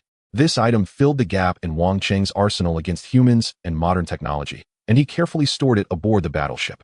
On the side of the level 3 battleship's cockpit, there was a separate safe where he could lock items. Only he, as the captain, and the system host could unlock it through identity verification, checked by the system and the battleship. Essentially, unless someone destroyed the battleship, no one else could access Wang Cheng's concealed safe. Next, Wang Cheng opened the second level 1 high-tech resource pack. The system notification followed. This time, Wang Cheng felt a bit disappointed because this resource pack did not yield any high-tech products. However, it did provide a full 100 energy points, which significantly increased his total energy points. After the previous monster hunts, he had upgraded while consuming 900 energy points not long ago, and now his energy points had reached 300. With the increase in strength, the channels for acquiring energy points had also broadened and become much simpler. Wang Cheng believed that obtaining 2,000 energy points would not take longer than acquiring the previous 900. He is rapidly developing, and the time for unlimited upgrades is about to arrive. Calmly, Wang Cheng takes a deep breath and opens the third level 1 black technology resource pack. This is the last one, and he is quite eager to see what he can obtain from it. The system prompt sounds. This time, he gains 10 energy points and a laser sword. Inside the battleship, the 3D printing is soon completed, and a short stick resembling a flashlight appears in Wang Cheng's hand.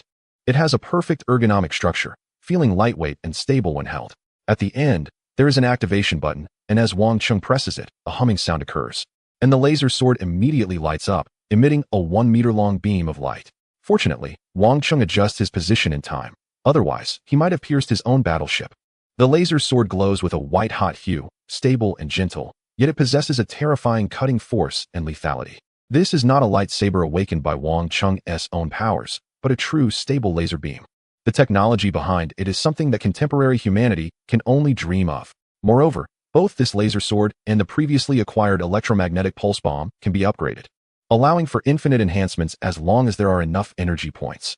For example, that electromagnetic pulse bomb can be upgraded to a level 2 bomb with 100 energy points. Similarly, this laser sword, when held in his hand, prompts Wang Chung to softly call the system and learn that it is already a level 2 weapon. To upgrade it further to a level 3 laser sword, he would need a full 150 energy points. Of course, Wang Chung's energy points aren't abundant enough for that yet. So he isn't in a hurry to upgrade. He thinks for a moment, and, taking advantage of the absence of Su Xinghai and the others, jumps out of the vehicle with the laser sword in hand. The laser sword feels surprisingly good, lightweight in his palm, reminiscent of the plastic toy weapons he played with as a child. The advantages of laser weapons are vividly demonstrated here. What boy hasn't dreamed of wielding a lightsaber to sweep across the stars? Wang Chung feels a surge of excitement as the laser sword illuminates part of his body. He quickly approaches a scrap metal frame of a car by the roadside and swings the laser sword down at high speed. With a light sound, Wang Chung doesn't even feel the impact of a strike. The laser sword slices through the metal frame like cutting tofu, instantly shattering it with a smooth and neat edge, only slightly charred at the margins.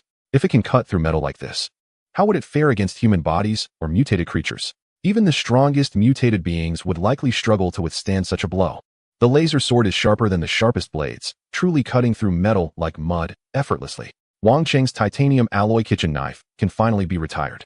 He looks down and notices a small display screen on the hilt of the laser sword, showing the battery level and the estimated remaining usage time, 57 minutes. In a fully charged state, this laser sword can be used for an hour. Not only that, Wang Chung discovered that at the end of the sword's hilt, there was an ejection button that required opening a safety cover, tightly sealed like a missile launcher. Once opened, a crimson button was revealed underneath. Wang Chung frowned with curiosity, raised the laser sword, aimed it at an empty spot in the distance, and pressed the red button. With a whoosh, a cold beam shot out at high speed, instantly piercing through abandoned vehicles and streets along the way, severing a streetlight that had long lost its glow. With a loud crash, the broken light fell to the ground. Meanwhile, the laser sword in Wang Cheng's hand dimmed instantly. The display screen showed the power level and available time rapidly dropping to 0 before revealing a new message. Energy depleted, urgent recharge needed. Please press and hold the ejection button at the end of the hilt to activate the solar panel for charging. Wang Chung was stunned. This ejection button actually fired the beam from the laser sword. It was incredibly fast and powerful. The penetration, stability, and trajectory were all impressive. The only downside was that one shot depleted the entire energy of the laser sword. Wang Chung wasn't sure whether to be happy or worried. Overall, this laser sword was quite versatile. It could be used as a melee weapon and even as a single-shot energy weapon. In a surprise encounter with an opponent, a single shot could take them down.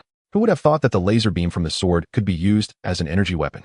In addition to the battleship's turbine laser cannon, Wang Chung had acquired yet another energy weapon, albeit one that couldn't fully be classified as such. Unfortunately, it was currently night, and he couldn't recharge the laser sword.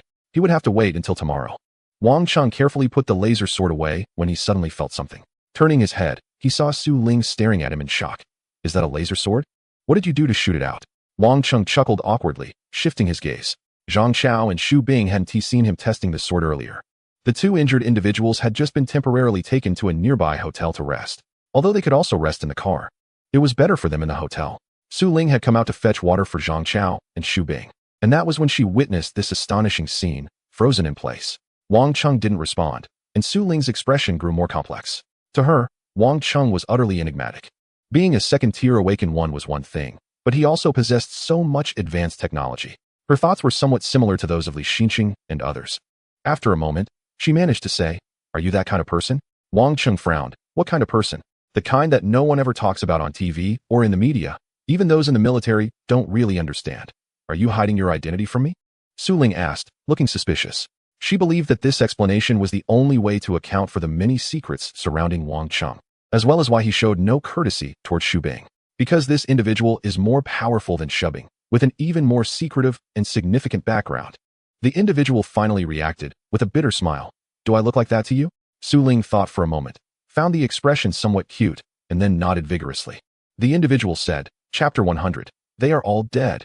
Second brother, what is this? Solar panels? The main shape looks a bit like a laser sword. Huh? But how could that be? This must be a flashlight, right? The next day, the individual drove while Zhang Chao sat in the passenger seat, curiously staring at the laser sword that was charging with solar panels set up in front of the car. Last night, Su Xinghai and Wang Qi found usable vehicles, and after resting for half a day, they officially set off early this morning. The individual did not plan to meet up with the military and wanted to go solo, so there was no need to rush or follow the military's path, allowing for relatively more freedom and ample time. Therefore, resting for half a day was not a problem. After experiencing a great battle, everyone was tired and needed to recover. The half-day rest allowed everyone to regain their spirits, especially Zhang Chao, who was lively and seemed as if nothing had happened. In the back seat of the car, Su Ling was watching over the still unconscious Shubing when she glanced forward with a complex expression. She certainly knew what that was. She silently said to Zhang Chao in her heart, Congratulations, you have successfully negated a correct answer. That really is a laser sword. The individual chuckled. Close enough. How do you feel? Your leg. I see you can walk now. Speaking of his leg injury, Zhang Chao became excited, saying, It's almost better, just really hungry. Second brother, what exactly is in that capsule? It's incredible. I dozed off for a bit yesterday, and when I woke up, my wounds had nearly healed. I'm not even limping. Aside from being a bit anemic and hungry, my leg feels like just a scrape. Not a big deal at all. Zhang Chao's recovery was excellent. His injuries were not severe, and the nanobots could completely help with repair, eliminate bacteria, and promote rapid healing. However, repairing his body at the microscopic level also required energy, so Zhang Chao naturally felt hungry. In response, the individual just smiled and said, I have plenty of food in the back of the car. Enough for us to eat all the way to Fengtian. If you're hungry, just let Su Ling get it for you. Meanwhile, Su Ling's expression was also complex. The same miraculous effect had appeared on Shubing. After taking that capsule, Shubing not only was pulled back from the brink of death, but the terrifying wound on her abdomen was also healing rapidly. However, due to excessive blood loss and damage to organs and the brain, she had not yet woken up. This was already quite astonishing. Su Ling concluded that the capsule was definitely not simple. She was increasingly convinced of her speculation. This individual was likely one of those legendary special personnel, using groundbreaking top-tier technological advancements. Only in this way could all the phenomena surrounding him be explained. Perhaps he hid within Haiqing University for some special mission. Su Ling's gaze revealed a hint of curiosity as she looked at Zhang Chao, who was blissfully unaware and smiling. She thought to herself that she must have a good chat with Zhang Chao and Su Xinghai later. They were roommates with Wang Cheng and had spent a lot of time together, so they could definitely provide some clues about Wang Cheng. She believed that such special personnel, no matter how capable, could not completely hide their true nature in daily life. Su Ling's curiosity as a woman was thoroughly piqued by Wang Cheng. She had only seen the legendary country's special personnel in movies, particularly foreign films, which made her very curious and eager to investigate whether Wang Cheng truly belonged to that category. Wang Cheng was driving ahead, and he inexplicably felt a chill at the back of his neck. He frowned, thinking, could it be that after killing 4 strange creatures, their remnants were still after him? Truly vengeful and relentless. Wang Cheng remembered that the burly strange creature was still alive. Those intelligent monsters were definitely not just a few. As they progressed, the surroundings became increasingly desolate, and they were gradually leaving the urban area behind. To minimize their target, Wang Cheng's convoy consisted of only 2 vehicles.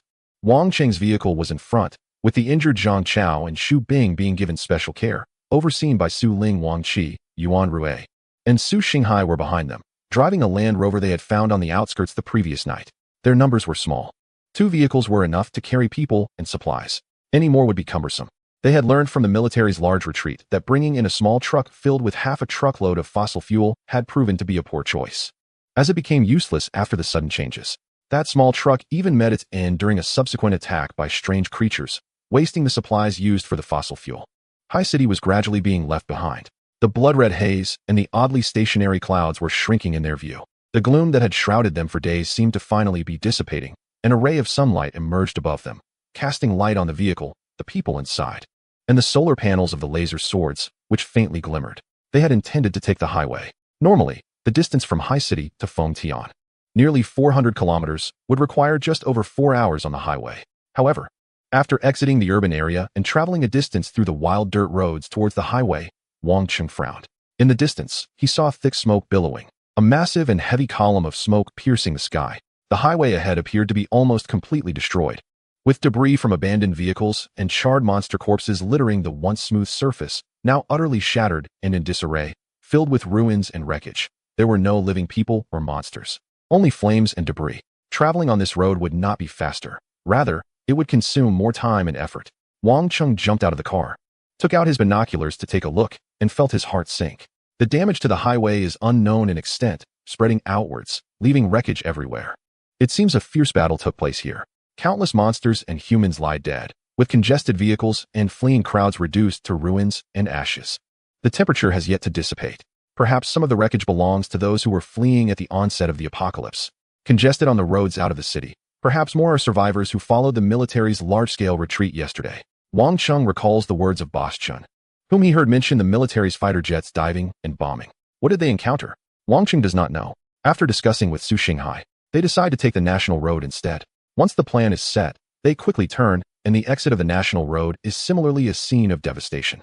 Before and after the outbreak, the city has turned into hell. Many people, in a panic, chose the wilderness believing it to be safe, rushing to leave the city, creating massive congestion at various exits. In a state where monsters roam freely, these congested streets are no different from graves. These people died from their wrong choices. However, at this moment, the area is devoid of both people and monsters. After advancing for a while, Wang Chung and his group quickly pass through this congested area, completely entering the national road, leaving Haiqing behind. Looking back, Haiqing shrinks smaller and smaller in their view until it finally disappears completely. Along the way, there are a few scattered monsters, including aberrant creatures and crazed mutated dogs, but none pose a threat to Wang Chung, nor do they gather in numbers. Those who dared to block their path were all turned into energy points by Wang Chung. His total number of energy points has reached 387, approaching the 400 mark. However, due to frequent attacks, their speed has been impeded, and after nearly 2 hours of driving, they have only covered 70 to 80 kilometers. There are still about 300 kilometers to Fengtian, but by this time, they have completely left Haiqing behind, and everyone feels as if they are in a dream. At this moment, Su Xinghai, with keen eyes, spots a wrecked military vehicle under a tree on one side, and says, "There seems to be a soldier over there." Wang Chung looks over and slows down the vehicle. Beneath the wrecked military vehicle, instead of a soldier, there sits a disheveled survivor, with one leg broken, gasping for breath and on the brink of death, yet with a mad expression, muttering to himself. As Wang Chung and the others approach, the survivor looks at them with wide, terrified eyes. Su Xinghai examines the military vehicle and says, "It seems to belong to the army of Haiqing. This must be a survivor from the large retreat. I wonder how he got hold of a military vehicle, but why is he here?" Wang Qing notes that they are on the national road heading towards Fengtian, while the military's retreating convoy clearly took the highway towards Pingfeng Mountain, which is a diverging route from theirs. They shouldn't have encountered anyone from the retreat. Wang Qing suggests, "Is it possible that he is another survivor who found the military vehicle earlier and drove it out, not part of the retreat at all?" But the survivor on the brink of death, upon hearing the words "Great Retreat," screamed as if going mad, his eyes bloodshot, seemingly infused with strength like a final flash of light, frantically clawing at his head and face, shouting, "It's over, it's over. We failed, we're all dead, all dead. They're all dead." Chapter 101. The Great Escape. The survivor's eyes were bloodshot, resembling a madman, his hands constantly scratching at his body, as if he had thought of something incredibly terrifying, his eyes bulging out. Just listening to his roars sent shivers down Wang Chung and Su Xinghai's spines. This person seemed to indeed be connected to the retreating troops. What is going on? What does he mean by all dead? Failure? Wang Chung stepped forward and spoke in a deep voice. "Calm down. Are you one of the survivors who retreated from the temporary base in Haiqing? Didn't you take the highway? How did you end up here? What exactly happened? Were you attacked by monsters?" This person's appearance was too terrifying, and the content of his words was shocking. If he wasn't just rambling, then something they didn't know must have happened during the great retreat from Haiqing in the past day. Wang Chung had many questions, but his tone remained steady. He intended to do so. It was clear that the survivor was hanging by a thread, likely to die at any moment, and his madness seemed more like a flash of clarity after being stimulated. In this situation, Wang Chung could only choose to speak in a calmer tone, trying to soothe the survivor's mental state to get answers to his questions. Behind him, Su Ling and the others also jumped out of the vehicle, gradually surrounding them. Su Xinghai gestured for everyone to remain silent, so as not to frighten the survivor. Wang Cheng's tone seemed to have some effect. The survivor suddenly stopped his chaotic howling, and his frantic movements gradually ceased. His gaze shifted, revealing a hint of chilling confusion as it swept over Wang Chung and the others.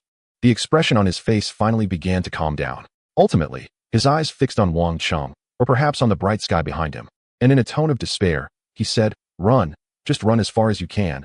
We have encountered His voice trailed off as he leaned back against the wrecked military vehicle, his head tilting to one side. Though his eyes were still open, they had already lost their luster. Su Xinghai sighed and stepped forward to close his eyes. Su Ling whispered, "What on earth is going on?" Wang Cheng glanced back at Wang Qi, Yuan Rui, and even Zhang Chao and Su Xinghai. Their faces were filled with terror, shaken by the mad survivor before them. Wang Cheng felt a sense of unease as well. Ahead was the main force of the military retreat, with countless soldiers, heavy weapons, and survivors. How could anything go wrong? According to what Boss Chun had said earlier, although the main force faced an attack from diggers, they seemed to have successfully escaped. But Wang Cheng did not show his concerns. He merely said, "Perhaps this is just a scattered survivor. It was chaotic at that time, and the fleeing convoy got disconnected. Let's go. There's nothing useful on this vehicle or with this survivor." Su Xinghai also nodded and said, "There are many survivors who have been scared to the point of being utterly terrified, and this could just be one of them. The military has a large number of personnel, so the retreat shouldn't be an issue. Besides, this is not our concern. We are heading to a certain city, so let's hurry and aim to arrive before dark." Wang Cheng was the first to return to his vehicle. The others exchanged glances and also got into their cars. Xu Bing still hadn't woken up. With the nanomechanical capsule medicine, her injuries were healing well, but the strong electrical current had stimulated and damaged her brain. And the injury to her nervous system was beyond what the nanorobots could repair. Whether she could wake up depended on her own condition. As they moved forward, Wang Cheng asked Su Ling about her abilities. "Can your ability heal others?" He had seen Su Ling using her glowing hands to heal Xu Bing during the previous battle and had wanted to ask about it at the time. Su Ling nodded and replied, "My ability is quite unique. I don't have much combat capability, but it is very functional. Not only can I weaken the perception of living beings towards me, allowing them to ignore me to some extent, but I can also use it to heal." Wang Cheng realized, "So that is why you keep saying you want to protect me?" Su Ling silently nodded, feeling a bit ashamed as she said, "I didn't know what useful medicine you had." Wang Cheng finally understood. No wonder this girl kept insisting on protecting him. She was thinking that if she got hurt, she could use her ability to save herself. Unfortunately, her ability was too weak. As a level 1 awakened, even if she had offensive abilities like fire or water, they were still far from the power of firearms, let alone her rare special ability. Throughout the journey, her abilities had never been put to use in front of Wang Cheng. This was the first time he had seen what her ability could actually do when she healed Xu Bing. But Wang Cheng still said, "Regardless, I appreciate the thought. Thank you." The atmosphere became somewhat awkward. Zhang Chao, however, didn't he have so many thoughts and didn't he notice the strange awkwardness in the air? He said, "Your ability is impressive. I've never heard of anyone having an ability like yours." Hearing this, Wang Cheng was intrigued and asked, "So, is that why your father sent you to a research institution to be studied?" Su Ling silently nodded and said, "However, the expert in charge of me said that my ability is special and may have value, but it's hard to see any results in the short term. And there aren't many resources allocated to me. So later, I followed the military to act, hoping to use my ability to help heal people, but unexpectedly." Wang Cheng looked at her thoughtfully. Earlier, he had assumed that Su Ling was the daughter of a prominent figure, someone different from them. But now it seemed that wasn't the case. Her father didn't seem to cherish her that much. Sending someone to take her to a temporary survivor base likely stemmed from the research value of her ability. Otherwise, she wouldn't have been able to wander around with Li Xinqing and others, or even with him. In this light, she seemed a bit pitiful. At that moment, the warship suddenly sounded an alarm. Wang Cheng's heart skipped a beat as he saw a dense cluster of light spots appear on the thermal radar at the warship's edge. This indicated that a large number of creatures were rapidly approaching. On the wilderness highway, monsters were relatively sparse. Where did such a group come from? However, they soon came into Wang Cheng's view. It turned out to be a mass of mutated bats, each the size of a person, horrifyingly mutated, numbering in the thousands. Forming a dark cloud that swept across the battlefield like autumn winds blowing fallen leaves. What was even more terrifying was that they were fleeing. Behind them was a terrifying shark with wings, over 100 meters long, soaring through the sky, spewing flames and blocking out the sky, a true aerial dominator. Chasing the panicked mutated bats. That creature was definitely a level 5 mutated being, Su Ling exclaimed. Zhang Chao jokingly remarked, "This scene reminds me of a foreign movie, Sharknado. A shark with wings flying in the sky. It's even more outrageous than that." It was indeed level 5. Wang Cheng's eyes flickered. He was somewhat tempted because he received a system notification stating that this winged, fire-breathing shark was worth 1,500 energy points. This creature was stronger than a digger. A level 2 warship was no match for a level 5 being. He wondered if his current level 3 warship, equipped with a laser cannon, could fight it. Wang Cheng judged that his level 3 warship would have an easier time against a navigator, but facing a level 5 being, the odds were slim. It might be 50-50. And it could end up being quite embarrassing, even risking a counterattack. Level 5 mutated beings represented a qualitative leap compared to level 4. A single level 5 mutated being could easily slaughter a level 4, posing a significant threat, far beyond a slight improvement. However, as the saying goes, fortune favors the bold. Even if it was dangerous, if he could take down this creature for 1,500 energy points, he would soar to new heights. Wang Qing hesitated. Just then, Su Ling exclaimed, "Look, there's another one." At the edge of the sky, a second flying giant shark suddenly broke through the clouds, roaring in pursuit. Also a level 5 being. The two level 5 beings were spewing flames, painting the sky red, while the mutated bats fled in chaos, creating a breathtaking scene of a great escape. Upon witnessing this, Wang Qing's plans evaporated. One level 5 flying giant shark might have been worth a shot, but two? That was asking for death. Wang Qing's heart raced as he said, "The wind is picking up. We need to get out of here." He had considered testing his level 3 warship against one, but with two, that was definitely not an option. Moreover, once engaged, he would be attacked by both giant creatures and numerous mutated bats, and he had no confidence in coming out victorious. The surroundings were wide open, and he might not even have a place to run. Su Xinghai and the others would suffer too. Realizing this, he promptly turned the vehicle around, took a country road, and prepared to find a place to avoid the swarm of creatures, letting them chase each other instead. Monsters often engage in fierce battles, but once they detect humans, they almost always stop to unite against them. If it were just a mutated shark or a group of mutated bats, the city might consider capturing some energy points. However, with both types present, especially two level 5 mutated creatures, the city quickly abandoned that idea and prepared to avoid confrontation. Nevertheless, the monsters were so engrossed in their aerial combat that they seemed oblivious to the small humans below. The city's gaze was fixed on the flying giant shark, calculating that if it had the chance to encounter them alone, it would find a way to launch a surprise attack. 1,500 energy points was indeed tempting. The city temporarily left the highway and drove along a rural road into a small village, only to discover that there were survivors hiding within. The two groups collided directly. Chapter 102. They have all disappeared. This was a small village called Shigang Village, located beside the highway. The village had been built quite well, but under the apocalypse. It was now deserted, with most of the mutated creatures seemingly having left along with the people. Only some mutated chickens and ducks remained, ruling over the village. At this moment, the people arriving in the village were undoubtedly outsiders, just differing in their order of arrival. As the city's vehicle entered, they saw a row of cars parked haphazardly. Someone in the village peeked out, gun barrel pointed, nervously watching the monsters roaring in the sky, and whispered, "Who goes there?" This group was not small. There were people in several houses at the village entrance, roughly estimated to be at least 20 individuals, both young and old, armed with firearms. They seemed to be hiding here to avoid the monsters, and upon seeing newcomers, they immediately became alert. The city lowered the car window and said, "We are also survivors, just here to avoid the monsters. We don't want to engage in a firefight." As he spoke, he revealed the muzzle of his shotgun. At this stage, most survivors who could make it here were capable individuals. Those who were timid had likely perished by now. The ones who survived were mostly mingling with military groups as parasites. Thus, this group did not appear to be thugs, and the city remained cautious. Of course, he hoped there would be no gunfire, and he did not believe this group would shoot either, because behind them, a swarm of mutated bats was screaming past, accompanied by the two level 5 flying sharks heading closer. If they opened fire now, they would immediately expose themselves, and everyone would be in danger. Indeed, the tense atmosphere lasted only a moment before a man in his 50s emerged from one of the houses ahead, saying, "Put down your guns, brothers. Coming quickly.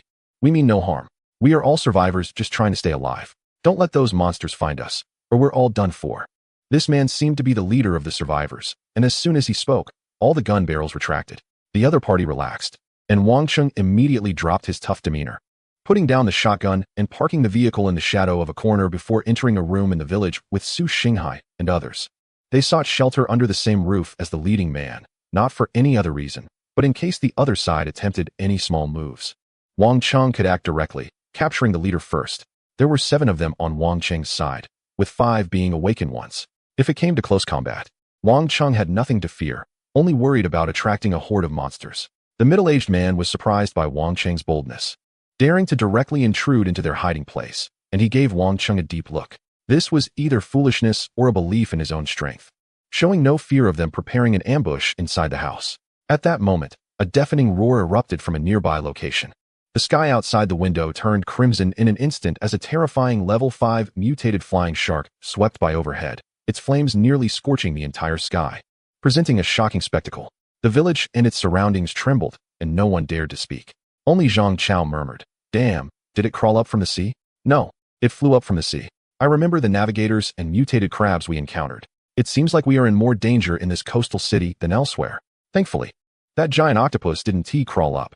Zhang Chao, who was usually carefree, made this remark when he was with his brothers, causing everyone to glance at him in surprise. Wang Cheng and Su Xinghai exchanged amused looks, and the tense atmosphere dissipated significantly. Fortunately, they were not discovered, and the monster soon flew past overhead. Wang Cheng shifted his gaze, examining the survivors in the room. This group appeared quite ordinary, consisting of people of all ages. Unlike those ruthless individuals who thrived in the apocalypse, they seemed very honest. The tall middle-aged man held a shotgun and looked somewhat nervous, also sizing up Wang Cheng and the others. Once the monster had retreated, he asked, "Where are you survivors from?" Wang Cheng and Su Xinghai exchanged glances and replied, "We come from the coastal city." A young man behind the middle-aged man excitedly responded, "You also came from the coastal city?" "So did we." Through their conversation, Wang Cheng discovered that this group was also survivors from the coastal city. Their entire convoy had fallen apart at the time, and they were one of the survivor groups that desperately fled the city. Moreover, most of them actually did not know each other. They had met along the way and formed a makeshift team because they felt they could trust one another. The middle-aged man was a powerful ice ability user and the one who gathered everyone together, thus earning their respect and being elected as the leader of the convoy. His name was Yu Jisheng, and as Wang Cheng got to know him, he indeed felt that this person was quite kind. This group of people was not bad. Wang Cheng and his group briefly introduced themselves, mentioning that they were also survivors who had escaped separately. Wang Cheng intended to reveal that he was an awakened one, but Su Xinghai spoke up first, claiming to be an awakened one himself, without elaborating on the fact that among their group of 7, 5 were awakened, and one unconscious person was the first survivor from the temporary survivor gathering point in Haiqing. There was no need to discuss those matters. In fact, Wang Cheng had only shared Xu Bing's identity with Su Xinghai. Zhang Chao, Wang Qi, and Yuan Rue in the convoy were unaware of the astonishing identity of that unconscious female awakened one. This wasn't due to Wang Cheng's intention to keep it secret, but rather out of concern that making it widely known could cause chaos, as Xu Bing's identity was indeed special. Wang Cheng understood Su Xinghai's intention.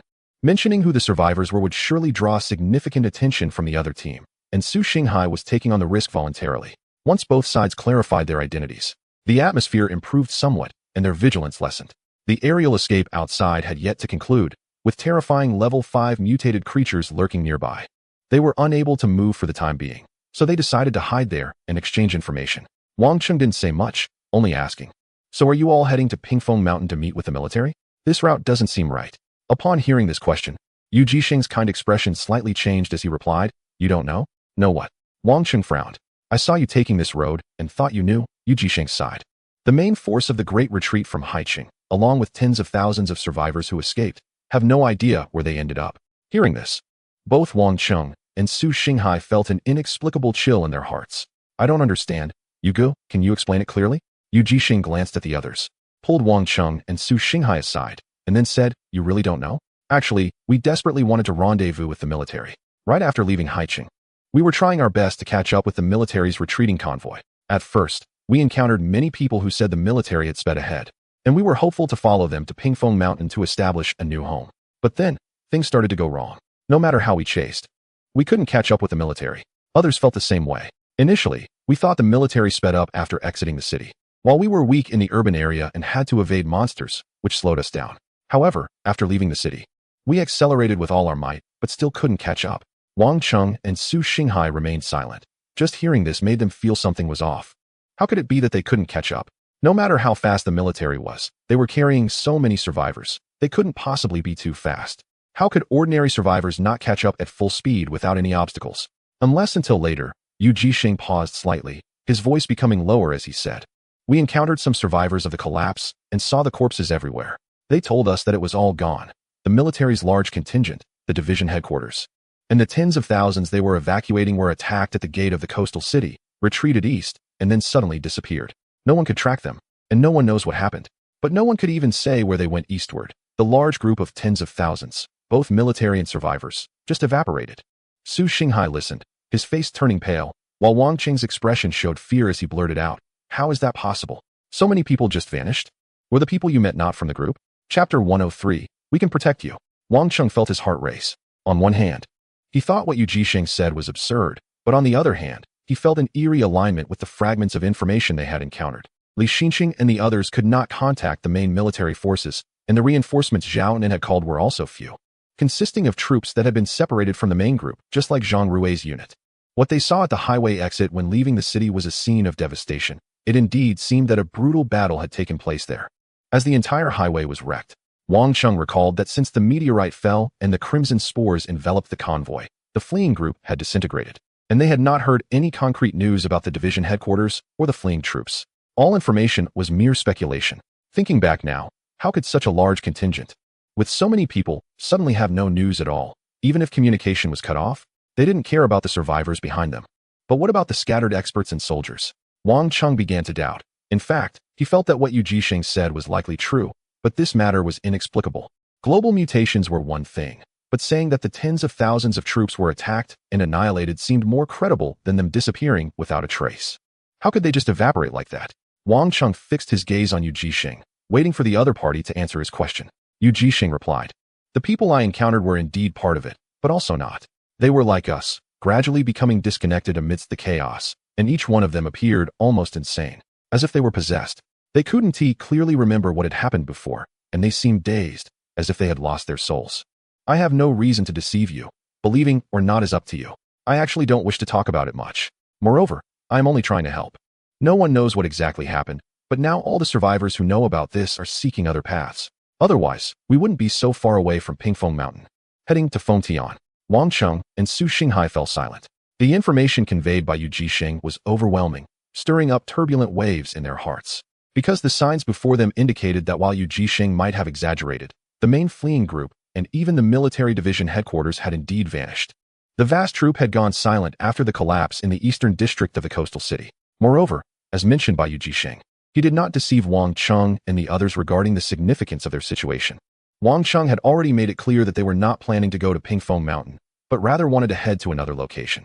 It was unlikely that they would have any further connection with the fleeing convoy. Furthermore, once Wang Cheng arrived at their destination and encountered more people, he would surely hear more news. In this era, communication is hindered, and obtaining information about a specific person or group is extremely difficult. However, military forces and survivor bases are likely to have information. If they truly went missing, or if they successfully established a survivor base, there would definitely be relevant information available. As Yu Jisheng busied himself with his tasks, Wang Cheng exchanged glances with Su Xinghai. Su Xinghai said, "Old Wang, do you think this is true? What has happened to our world? What kind of force could erase so many people at once, even driving the survivors to madness? If we hadn't fallen behind, would we?" He was listening to Yu Jisheng's description and clearly recalled the person they encountered earlier. Wang Cheng also thought of the dying man they met on the road, who had spoken frantically. What if what he said was true? In his last moments, he had urged them not to head toward Pingfeng Mountain, to run away, as if there was some great terror awaiting them there. Wang Cheng felt a chill run down his spine. The unmoving clouds, the strange intelligent mutated creatures. At that moment, he suddenly realized that the global mutations they had witnessed, which they thought they had somewhat adapted to and understood, might just be the tip of the iceberg. More terrifying changes were occurring in more hidden places of their world, and any misstep could lead to a bottomless abyss. "I don't know, but this news is likely true," Wang Cheng said. "Let's keep it quiet for now. Don't tell the others, especially Lao San. That guy seems carefree, but is actually quite timid. If he hears this news, he'll be restless for days. Regardless, let's head to our destination first." Wang Cheng felt uneasy, but he knew that the only way to survive and avoid perishing amidst the turmoil and upheaval in the world was to quickly enhance his own strength. Su Xinghai opened his mouth, hesitating to speak. He was actually very worried that their destination might also encounter some strange situation. However, he ultimately kept his thoughts to himself. They had already delayed for quite some time, disrupting their original plan, while outside, the level 5 monsters had not given up and were still chasing the large groups of mutated bats. Wang Cheng and the others decided to take a break right there. Wang Cheng returned to the vehicle to grab some food. He initially intended to take a few packs of compressed biscuits to stave off hunger, but noticed several boxes of self-heating hot pot in the corner of the vehicle. His heart stirred slightly, and he picked one up. "Dear host, upgrading the current item requires 1 energy point. These items could be upgraded by the system." Wang Cheng was already aware of this. He had always wanted to try upgrading some other items, such as tables, chairs, food, and mineral water. However, he had previously had limited energy points and had to use them in critical areas, so he couldn't afford to waste them. But now, with an increase in energy points, he was still far from upgrading to a level 4 battleship, so he decided to give it a try. He took out 6 boxes of self-heating hot pot and spent 6 energy points to upgrade them. The result was so astonishing that even Wang Chung himself found it hard to believe. From the outside, the self-heating hot pot appeared unchanged, but the contents inside had transformed. Every vegetable in the vegetable pack had increased in size, with a lotus root slice doubling in size as if it had become a space vegetable. The meat pack was similarly impressive. For instance, a piece of braised beef that was previously about the size of a rubber block had doubled in volume after the upgrade. In the pre-apocalyptic world, this self-heating hot pot was considered an unhealthy vegetarian product and was criticized by many. However, in the apocalyptic era, it had become a rare and nutritious luxury. Wang Chung recalled that these hot pots were not purchased by him. They seemed to have been collected by Wang Qi from a supermarket at Haicheng University. As the 6 boxes of self-heating hot pot heated up, a delicious aroma quickly filled the entire room. Yu Jixing couldn't help but cast envious glances, while other ordinary survivors were practically drooling. One female survivor stared intently at Wang Chung and the other's hot pots, unable to look away. The large piece of bread she had been gnawing on suddenly lost its appeal, and she nearly let drool spill from the corner of her mouth. They were also in need of food, but all they had were some broken cookies and expired bread. Compared to Wang Cheng's food, it was like a feast from heaven. A young man beside Yu Jixing whispered, "Brother Yu, these guys are rich." In their eyes, Wang Chung and his group were like wealthy individuals. Not only were they enjoying the rare luxury of self-heating hot pot in the apocalypse, but they also had 6 bottles of mineral water, each of which was precious to them. If they had any, they would have to share it. And a single box of self-heating hot pot could easily feed 2 people for a day. But here, everyone had their own box. Wasn't that the definition of a post-apocalyptic rich person? However, these people were indeed honest and merely looked on with envy, without any ill intentions or outrageous actions. Zhang Chao and the others were also dumbfounded. They were not surprised that Wang Chung could produce self-heating hot pots, but rather by the size of the vegetables and meat inside them. Zhang Chao picked up the hot pot and examined it closely. What brand of self-heating hot pot is this? It has so much filling. How come I never knew about this before? Wang Chung could only chuckle awkwardly. Sorry, this is the upgraded version of black technology. After Wang Chung and the others finished their meal, the level 5 mutated creatures gradually moved away. Yu Jixing took the initiative to approach them and extended an invitation. Brothers, I see that you have made it this far, which means you are experienced survivors. Our goals seem to align. We all want to head to Fengtian. If you don't mind, I think we can travel together. On our side, besides me being an awakened one, there are 2 other young men who are also awakened.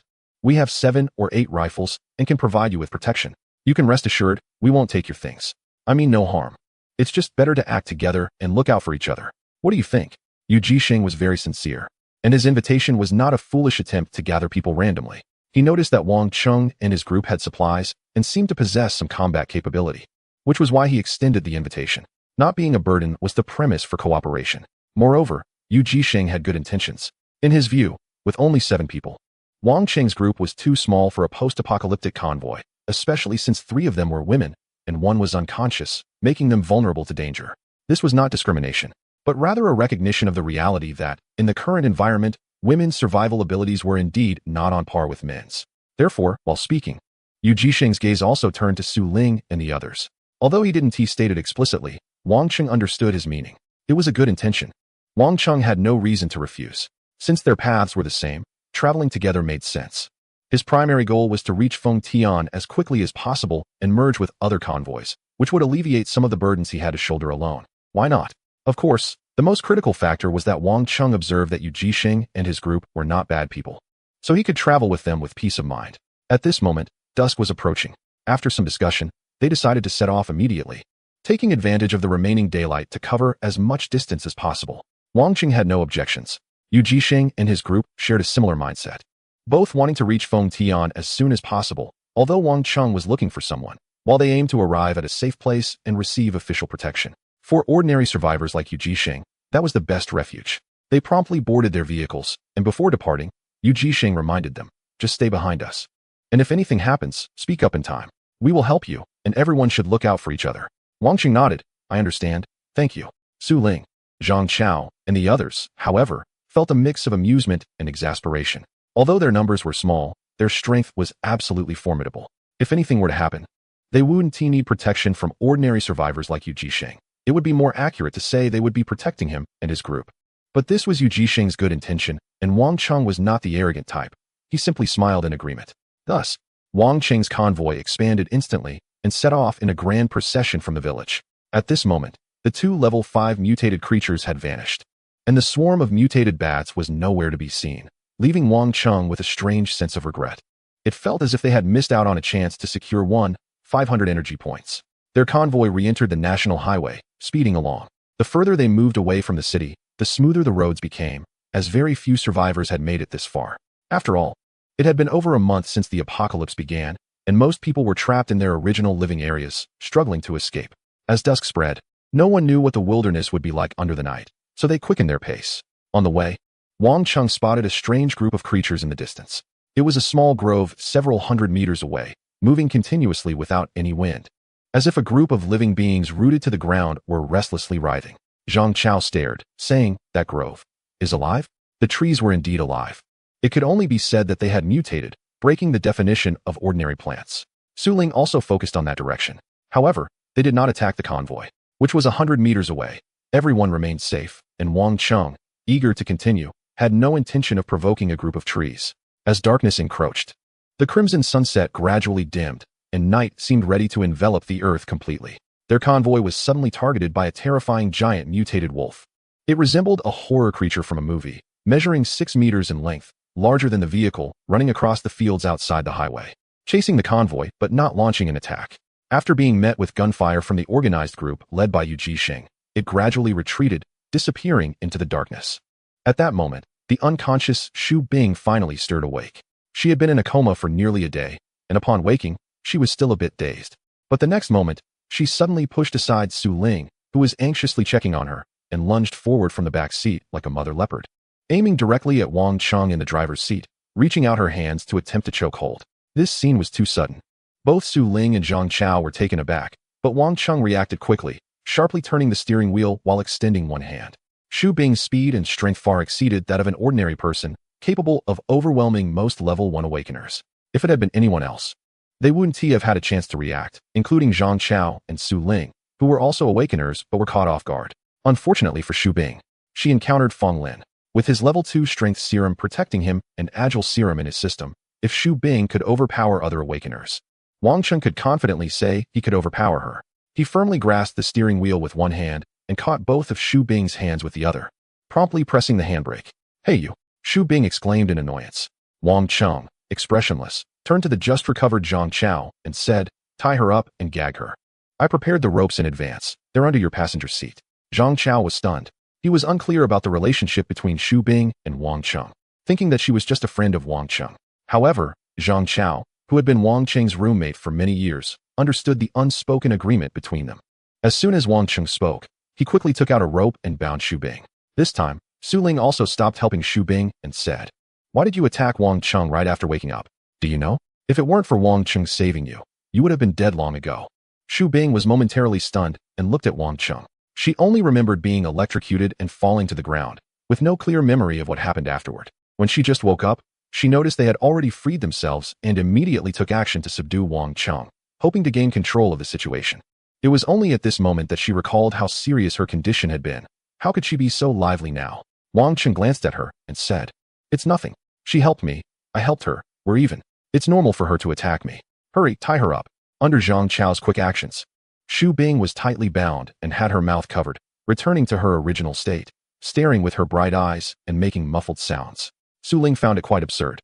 It seemed like Xu Bing had been bound up like this except when she was unconscious. Was she really the first awakened one in Haicheng? At this point, Wang Chung continued to drive expressionlessly and said, "Su Ling, you insisted on bringing her along, so keep an eye on her. She's in your care now." Outside the car window, the sky had completely darkened, engulfing the entire world in darkness. The national highway also fell into shadow, with everything around them shrouded in blackness. This was not before the apocalypse. The lighting equipment along the national highway had all failed, providing no help at all. They could only rely on the car's headlights to navigate through the darkness, and beyond the national highway, everything was pitch black, resembling a terrifying hellish world. The speed of the convoy slowed down, and Yu Jisheng became evidently cautious. Reducing speed was to guard against any sudden dangers. However, they were also reluctant to stop, as they wanted to reach Fengtian as soon as possible. Although traveling at night was risky, arriving earlier in Fengtian was better. Wang Chung activated radar mode to monitor the surroundings at all times. They drove forward peacefully for a while until Wang Cheng's radar suddenly began to alarm. A large cluster of red dots appeared on the radar's monitoring edge, accompanied by terrifying grunting sounds and tremors as if the ground was shaking. They were rushing out from the wild on both sides, charging towards the vehicles on the national highway at high speed, almost matching the speed of their convoy. It seemed that Yu Jixing fired a night illumination flare, revealing the situation in the darkness on both sides. Just one glance made everyone in the convoy change color. Because amidst the grunting, a terrifying herd of mutated pigs, the size of cars, appeared on both sides of the national highway.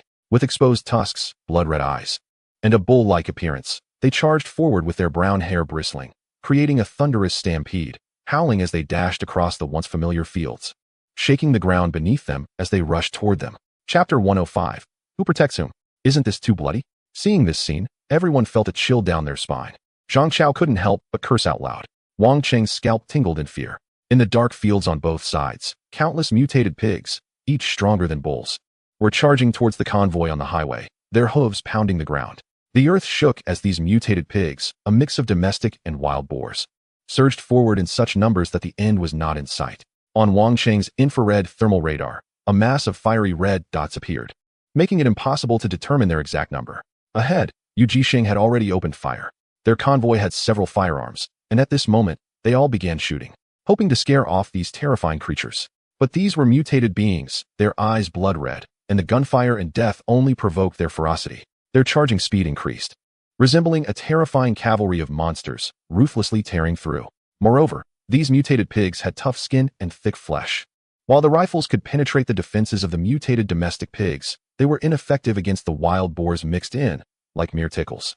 Yu Jixing's team fired a volley, wasting dozens of bullets, but only managed to take down one, which was hardly a drop in the bucket and did little to help. As the distance closed, Yu Jixing shouted, "Hurry, accelerate. Wang Cheng, join the convoy. We will protect your safety." The convoy, which had just slowed down in the darkness, suddenly began to speed up. As the lead vehicle, Yu Jixing's car surged ahead, trying to shake off the mutated wild boars through speed. His position as the convoy leader wasn't just due to being a good person, he was capable. He made a clear judgment. First, attempt to disperse, then shoot. After both failed, he immediately decided to accelerate, taking full advantage of the distance before the mutated pigs closed in. The lengthy convoy began to condense. Although they had hastily formed this team, as Wang Cheng expected, they were all experienced survivalists, quickly regrouping and accelerating in stages. Yu Jixing even had high explosive grenades, which he threw onto the highway, blowing one of the leading mutated pigs to bits. However, despite their speed, the mutated pigs were coming from all directions, far more than they had imagined. From the left and right, they converged, and ahead appeared a large number of mutated pigs with eyes glowing a sinister red, crazily rushing towards them, as if they hadn't eaten in ages. This scene was even more horrifying than in Haicheng. Mutated animals were far more terrifying than human mutants. A large mutated wild boar could even tear apart 3 or 4 mutants. The surviving members of Yu Jixing's group turned pale. Damn it, are we finished? Other survivors also showed despair. As they traveled along the national highway opened by humanity, they cautiously advanced without encountering any real threats from monsters. Until this moment when a horde of mutated pigs emerged from the wilderness. It was then that they realized they had underestimated the horrors beyond the city. Perhaps the population here was not so dense, but the number of monsters was equally formidable, if not of a higher quality. However, unlike the despair of Yu Jixing and the others, Wang Cheng looked at the dense mass of mutated pigs with an expression of excitement, as if he had discovered a treasure. After all, weren't these energy points delivered right to them? Each mutated pig could undoubtedly provide more than one energy point. Throughout his journey towards Fengtian, Wang Cheng had been cautious not to waste time hunting monsters, concerned about the shadows from Haicheng, but this was different. A horde of mutated pigs arriving at their doorstep was worth a considerable amount of energy points. Just as Yu Jixing and the others turned pale and prepared to make a desperate attempt to break free and escape, they were startled to hear a strange, buzzing sound coming from the rear of the convoy. That was definitely not a noise made by vehicles. Could it be that the young newcomers had encountered an accident? At this thought, Yu Jixing felt a sudden heaviness in his heart. He had a decent impression of Wang Cheng and the others, and if they were to die just like that, he would feel a bit regretful. With half of his body leaning out of the car window, making it easier to shoot and observe the surrounding mutated pigs, he quickly turned his head to look back at the convoy, wanting to see what had happened and confirm the fate of Wang Cheng and the others. But after just one glance, Yu Jixing's mouth dropped open in shock, because that was a fighter jet. Many survivors turned back and saw a sleek, dark fighter jet rising from their convoy, as if it had appeared out of nowhere. It buzzed as it ascended vertically, with dark cannon barrels protruding below and a heavy laser cannon turret extending above. facing the crazed horde of mutated pigs advancing under the chaotic car lights. It fired with a thunderous roar. 2 missiles shot out, trailing long flames as they flew directly over Yu Jisheng's head. Upon reaching the front of the convoy, they struck the horde of mutated pigs, creating a massive blast that blew a hole in the encirclement. Several mutated wild boars and domestic pigs at the front were instantly reduced to a bloody mess, killed on the spot by the overwhelming firepower. At the same time, Yu Jisheng and the others saw the Land Rover from Wang Cheng's 2 vehicles speeding up, overtaking them and racing forward. Inside, Su Xinghai leaned out, urging Wang Qi to accelerate past the convoy while shouting, "Quick, break through. Wang Cheng is holding off the monsters for you." They had no choice, lacking communication devices. They had to rely on shouting to communicate. Wang Cheng. Was that the brother Wang Cheng? But how did they conjure up a fighter jet that could shoot missiles right on the spot? Yu Jisheng felt as if he were in a dream, and most of the other survivors in the vehicles felt the same way. In this crisis situation, they were not yet out of danger, yet the breakthrough had been made. And one by one, they remained frozen in place, unable to react. In the end, it was Yu Jisheng who reacted the fastest. He shouted, and as the lead vehicle, he accelerated wildly, the wheels crushing the exploding flames and the scattered remains on the ground, speeding ahead. Through the rearview mirror, Yu Jisheng saw a dark black warship hovering at low altitude, incredibly cold and ruthless, bombarding the mutated pig herd behind them. The earth-shattering sounds lit up the fields and sky under the dark night. This scene made Yu Jisheng's heart race. He thought that Wang Cheng and the others must have some apocalyptic experience and skills to make it from the coastal city to here. But he never expected their abilities to be this formidable. Fortunately, they hadn't clashed with this group before. Such a presence was not something an ordinary survivor convoy like theirs could provoke. No wonder they could enjoy self-heating hot pot. No wonder 3 out of the 7 could travel this far. They were not just defending against the mutated pig herd. They were clearly slaughtering those mutated creatures. The mutated wild boars on the ground, no matter how large or ferocious, could not reach the human aircraft in the sky and could only watch helplessly as they were slaughtered. Within the convoy, there were gasps and sounds of shock. Yu Jisheng realized he no longer needed to shoot. He quietly crawled back into the vehicle, suddenly feeling a burning sensation on his face, recalling how he had confidently stated multiple times that they would protect them. Now, who was protecting whom? The convoy was gradually moving away. Meanwhile, in Wang Cheng's warship, there were cries of excitement. This was Zhang Chao's first time soaring with Wang Cheng's warship, watching as Wang Cheng fired missiles and unleashed a barrage, igniting the earth and slaughtering the mutated pigs, feeling as if he were operating it himself, his face filled with exhilaration and wild shouts. Su Ling seemed unfazed, but Xu Bing stared wide-eyed, ready to take action if anyone dared to let go of her. Wang Cheng was also very excited. Yu Jisheng was right. At this moment, Wang Cheng was not blocking the pig herd. He was slaughtering. He was wildly collecting energy points. What appeared to be a catastrophic mutated pig herd to ordinary survivors was a treasure trove of energy points to Wang Cheng. He only regretted not killing fast enough or enough of them, and in his frenzy, he slaughtered, with system prompts ringing frequently. Energy points skyrocketing as if they had taken a rocket. Chapter 106. 1,000 miles of slaughter. These mutated pigs varied in size. The smallest could provide Wang Cheng with 2 units of energy points, while the largest could offer as much as 6 units, far exceeding what could be gained from hunting mutated humans. The key was that these mutated pigs lacked intelligence. When attacked by Wang Cheng, they desperately tried to fight back, gathering towards Wang Cheng's position in an attempt to take him down. Unfortunately, they were completely unaware that they could not fly and could not reach Wang Cheng's warship hovering low in the air. No matter how close the location of the royal city seems, it is still untouchable. It feels like a gift ready to be claimed. The royal city certainly won't let this opportunity slip away. However, his rifle ammunition and rocket ammunition cannot be 3D printed and have long been exhausted. The turbo laser cannon prefers to fire in bursts, consuming the battleship's energy, which he is somewhat reluctant to use. After firing for a moment, he simply resorts to using missiles for bombardment. The double-tube missile launch module can print 2 missiles at once loaded. A simultaneous launch can explode amidst the dense horde of mutated pigs, killing at least a dozen of them and netting over 50 energy points. Of course, this also consumes energy points, but the royal city is playing the strategy of fighting to sustain fighting. This way, his losses are minimized. He believes that the cost will ultimately come from the enemy. Even if printing missiles requires energy points, in the end, it is still profitable. With more than half of the mutated pig horde slaughtered, his energy points have reached 700. If he didn't need to print ammunition, his energy might have already reached around 1,500 by now. Zhang Chao is amazed. Second brother, you're incredible. Not only can you take off and land vertically, but how come these missiles seem endless? This is a question the royal city cannot explain. He can only focus on killing monsters and pretends not to hear Zhang Chao's question. Out of the corner of his eye, he also notices that Su Xinghai and Yu Jisheng are about to disappear from view. They are already safe.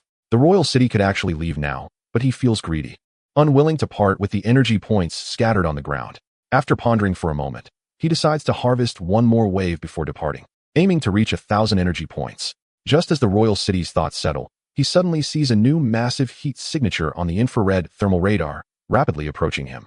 Moreover, it is moving at an astonishing speed. When he first glanced at it, the target had just entered the radar detection range, but in just over 10 seconds, it had already halved the distance. What could be moving so quickly? The royal city is somewhat alarmed and immediately looks up, but at that moment, his battleship suddenly sounds an alarm. Warning, high temperature strike detected, please evade immediately. As he raises his head, his eyes are illuminated by a crimson glow. Su Ling screams in horror, because directly above them, a sea of flames is descending upon them. It is a terrifying fire cloud, covering a radius of 100 meters, with a lethal radius that is truly horrifying. From above, with its terrifying coverage area, it instantly envelopes the royal city's battleship. It is the 5th-level fire-breathing mutated creature, the flying shark. The royal city's expression changes drastically. Clearly, their hunting of the mutated wild pigs has attracted it. Damn, do they have such a large activity range? They have been traveling for several hours since leaving the village where they encountered the flying sharks, and at this point, they have covered more than half the distance. According to the map, they are less than 100 kilometers from Fengtian, yet the enemy can still be drawn in by their gunfire. Is this good luck or bad luck? The royal city does not know, but at this moment, he quickly lowers the battleship's altitude. With its rear on fire, it directly descended in height, diving along a falling trajectory. Below, the mutated pig herd became enraged, seeing the target rushing towards them, excitedly jumping around and howling.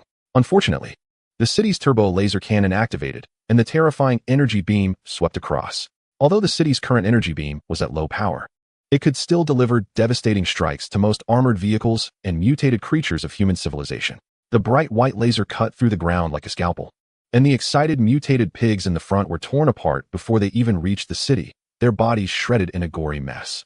The city's warships swiftly passed by, soaring at the edge of the fiery clouds with a rapid parabolic ascent, its thrusters emitting bright flames.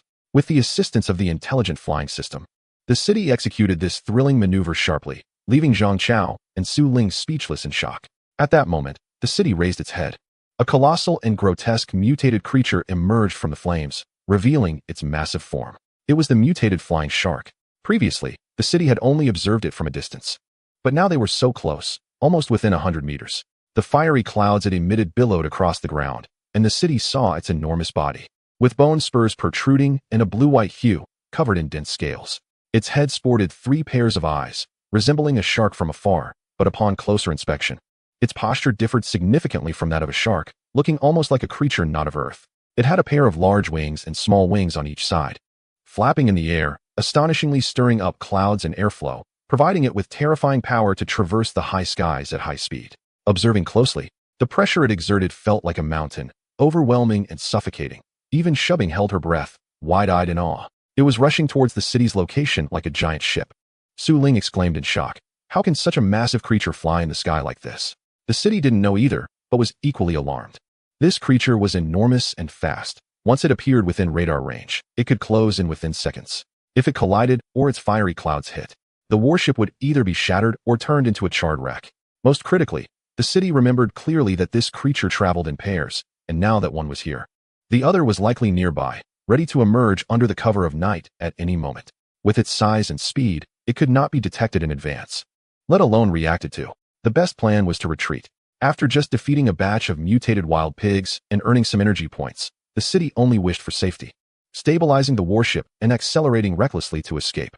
However, the mutated flying shark was tenacious. As the city ran ahead, it relentlessly chased from behind, its speed so great that the city couldn't shake it off. It occasionally spewed terrifying fiery clouds that illuminated the night sky, covering a vast area. The city had to evade widely, slowing down, but it would speed up from behind, its massive jaws snapping ferociously. In the midst of danger, Wang Cheng's speed increased rapidly. In the blink of an eye, he had caught up to the convoy ahead. However, upon seeing the lights of the ground convoy from a distance, his heart skipped a beat. No, he absolutely could not lead this level 5 monster toward the convoy. Its lurking companions had yet to strike. If he let it over, he might be fine, but it could potentially endanger Yu Jisheng, Su Xinghai, and others. With this in mind, Wang Chung gritted his teeth, changed direction, and veered away from the ground convoy in a V shape, speeding towards the direction of Feng Tian with the relentless level 5 monster in pursuit. Behind him, the mutated flying giant shark seemed unaware of the human convoy below. Its eyes were fixed solely on Wang Cheng's battleship. As Wang Chung turned, it turned too, crazily chasing after him. Not far away, Su Xinghai and Yu Jixing's convoy were speeding ahead. Hearing the commotion, they turned to look, all stunned by the scene before them. The sky was ablaze as the monster and Wang Cheng's battleship chased each other, one fleeing and the other pursuing, racing past them from afar before disappearing into the distant sky. On the ground, a group of frenzied mutated pigs was also in hot pursuit, blindly chasing after their enemy, kicking up a cloud of dust as they went, even though the distance was growing too great for them to catch up. Yu Jixing's mouth fell open. What is going on? Inside the Land Rover, Wang Qi was dumbfounded. Wasn't it supposed to block the mutated pig herd? What was happening now? A deep worry flickered in Su Xinghai's eyes, but his expression and tone remained calm. There's no need to worry. Wang Chung and the others have combat aircraft. Even if they are targeted by a level 5 monster, they should be able to escape safely. Moreover, they're heading in the right direction, still towards Feng Tian. We should continue moving forward and meet up in Feng Tian. Chapter 107. Something bad is happening. 50 kilometers south of Feng Tian City, at the important civilian grain warehouse. Subei Grain Warehouse. The muffled sound of suppressed gunfire echoed inside and outside the warehouse. Just 3 minutes ago, a fully loaded transport aircraft swept over the Subei Grain Warehouse, and a team of paratroopers silently descended from the sky to various positions around the warehouse, armed with silenced weapons, quickly clearing out the mutated creatures lurking at various points in the warehouse. This was a fully armed squad, carrying live ammunition, advancing rapidly within the warehouse in pairs. One group headed straight for the grain storage area, another group secured the perimeter, while a third group rushed toward the parked grain transport trucks inside the warehouse. This squad was from the Feng Tian combat zone. Their leader, Wang Heshuo, was a man with hawk-like eyes. He took the lead in securing the outer layer of the warehouse, not advancing further with the other squads, but instead stationed the 7 other members of his combat team at various directions around the vast warehouse. Crouching behind cover, he looked out toward the Subei Grain Warehouse. Inside, it was dim. Through the faint light, he could see an endless tide of darkness. Countless mutated beings swayed with their split heads, wandering outside the square iron barriers of the warehouse. Not far away on the main road, there were overturned civilian vehicles. Inside the granary, there is a large stockpile of reserves. After the outbreak, the surrounding areas, even the nearby region, have organized several grain retrieval plans. Whoever can take this batch of grain will possess a fortune in food. Unfortunately, the previous attempts have all failed.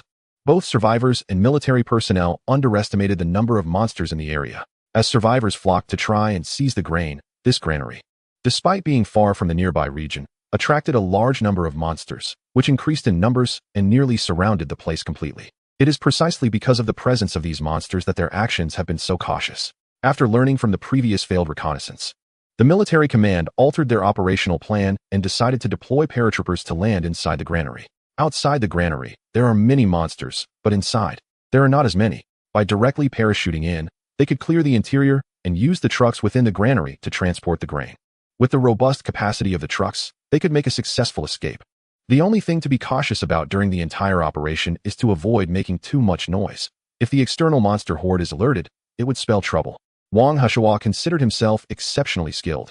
He was a special operations personnel in the military and had become an awakened warrior after the apocalypse, a top soldier valued by the higher-ups. However, the number of people they had was limited, and if they alerted the monsters too early, he was uncertain of their success. There was a high chance the plan could fail. Of course, this was also an order from above, and Wang Heshuo and his team executed it strictly. The entire process went smoothly. Intelligence from drones indicated that the few monsters inside the granary had been tracked, and they quickly and precisely eliminated the threats, successfully clearing the interior. All that was left was to load the trucks and prepare to break out. Wang Heshuo slowly withdrew his gaze, sighing inwardly. This time, if they could bring back this batch of grain, the region should be able to hold out for a while longer, right? However, just as he began to relax, his communicator suddenly buzzed with an urgent message from a colleague stationed at the perimeter of the granary. Captain, we've detected an anomaly. What is that in the direction of Haicheng at 9 o'clock? Wang Heshuo frowned. What? From his current position, he could see nothing, looking into the distance. The ground around the granary was filled with monsters, and beyond that was darkness. Even with a holographic night vision helmet, he could see no more. What anomaly could there be? But the next moment, another soldier at a nearby point reported in surprise, an anomaly detected. An unusual target has appeared in the sky, suspected to be a high-level mutated creature, and it seems to be chasing a fighter jet. In the sky? A fighter jet? Impossible. There were no aircraft deployed for this operation, and it was already past 3 in the morning. Were there still Air Force personnel on a mission? Damn it. Didn't they know what was happening here? If they couldn't bring this batch of grain back, it would be a serious problem. Wang Heshua's expression changed dramatically. He lifted his night vision tactical helmet and looked up, finally spotting the unusual target his colleagues had mentioned. The entity approached from another direction. So he hadn't seen it at first, but it swept past the location of the granary, revealing their presence at several points. Just one glance made Wang Heshua gasp in shock. It was an absurd and bizarre creature, a flying shark over 100 meters long, transcending the limits of physics and biology, soaring rapidly through the sky and clouds. Its massive mouth opened wide, unleashing a burst of flames that illuminated the entire night sky, creating a terrifying scene. Beneath that firelight, a dark black aircraft was clearly visible, speeding through the air. Wang Heshua frowned deeply at the sight. As a professional military special operations personnel, he had never seen that type of aircraft.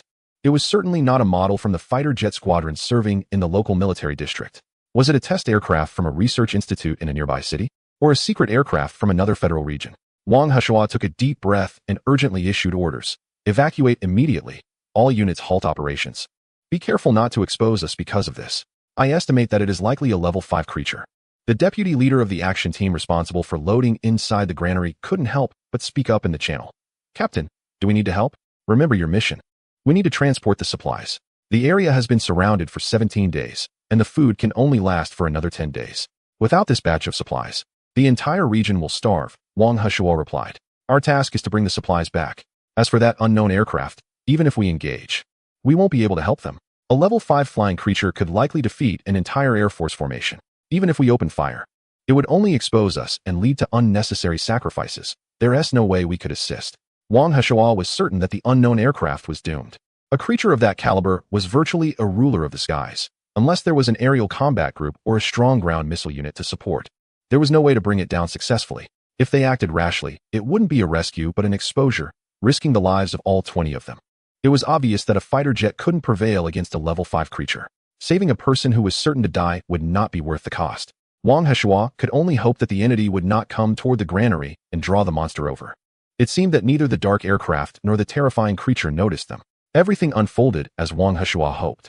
The aircraft and the monstrous flying creature circled in the wilderness at the edge of their sight, even drawing the attention of the creatures on the granary side, many of which began to sway and move toward the noise. This surprised Wang Heshua and the others. With the monsters in the area drawn away, their chances of breaking through would greatly improve. Wang Heshua immediately ordered his men to hurry and load the supplies, preparing to rush out with the food at any moment. He silently gazed at the dark fighter jet in the distant sky and thought, "Thank you. Even though I don't know where you're from, you've helped us. I hope you can rest in peace." Wang Heshua completely withdrew his gaze, remaining vigilant of his surroundings. He was still very professional, not allowing his attention to be solely focused on the battle with the level 5 monsters within sight. Instead, he kept his mission and responsibilities in mind, standing guard and staying alert. Although many of the surrounding monsters had been drawn away, he knew they could not afford to be careless. If something went wrong, their sacrifices would be minor, but if the food supply couldn't be transported back, it would be a real problem. He felt guilty for betraying the trust of his superiors, and even more so for his identity as a soldier. However, while he was not paying attention, the other young fighters couldn't help but look up frequently. It was during these moments that they witnessed a shocking scene. A voice came through the communication channel, filled with astonishment. "Captain, did you see that? That level 5 creature was actually killed by that fighter jet." Wang Heshua's first reaction upon hearing this news was, "How is that possible? It can't be." The terror of a level 5 creature had surpassed human understanding of beings. That mere fighter jet had already performed a miracle by evading the level 5 monster for so long. How could it possibly achieve a counterattack? Chapter 108. Level 2 Unknown Serum. Wang Chung had no idea how far he had run with the level 5 mutated flying giant shark. At first, he hadn't even considered a counterattack. He only wanted to shake it off. They had been in a prolonged chase through the dark night, like a thrilling hunting scene. Fortunately, this was not a coastal city, and there seemed to be no threats in the sky, allowing Wang Chung to fly freely. He didn't see the supply depot in the north. Following behind him was the mutated giant shark, which also had fire-breathing capabilities for illumination. Both were flying in the sky, making them a conspicuous target. However, in reality, the straight-line distance between Wang Chung and the supply depot was quite far, beyond the reach of thermal radar. It was only because of the open view of the wilderness that Wang Hashua and others at the elevated position of the supplies could see Wang Cheng. The supply depot had no lights, so Wang Cheng was unaware of its existence. But he had noticed something. This time, it seemed there was really only one level 5 mutated creature. After such a long pursuit, the second mutated flying giant shark had not appeared.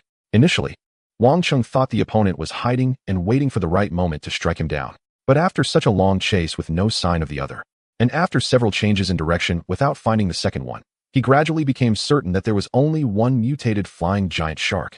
This was the key factor in Wang Cheng's decision to counterattack. He believed he couldn't handle 2 level 5 creatures if each breathed fire. His battleship would likely be destroyed in the sky.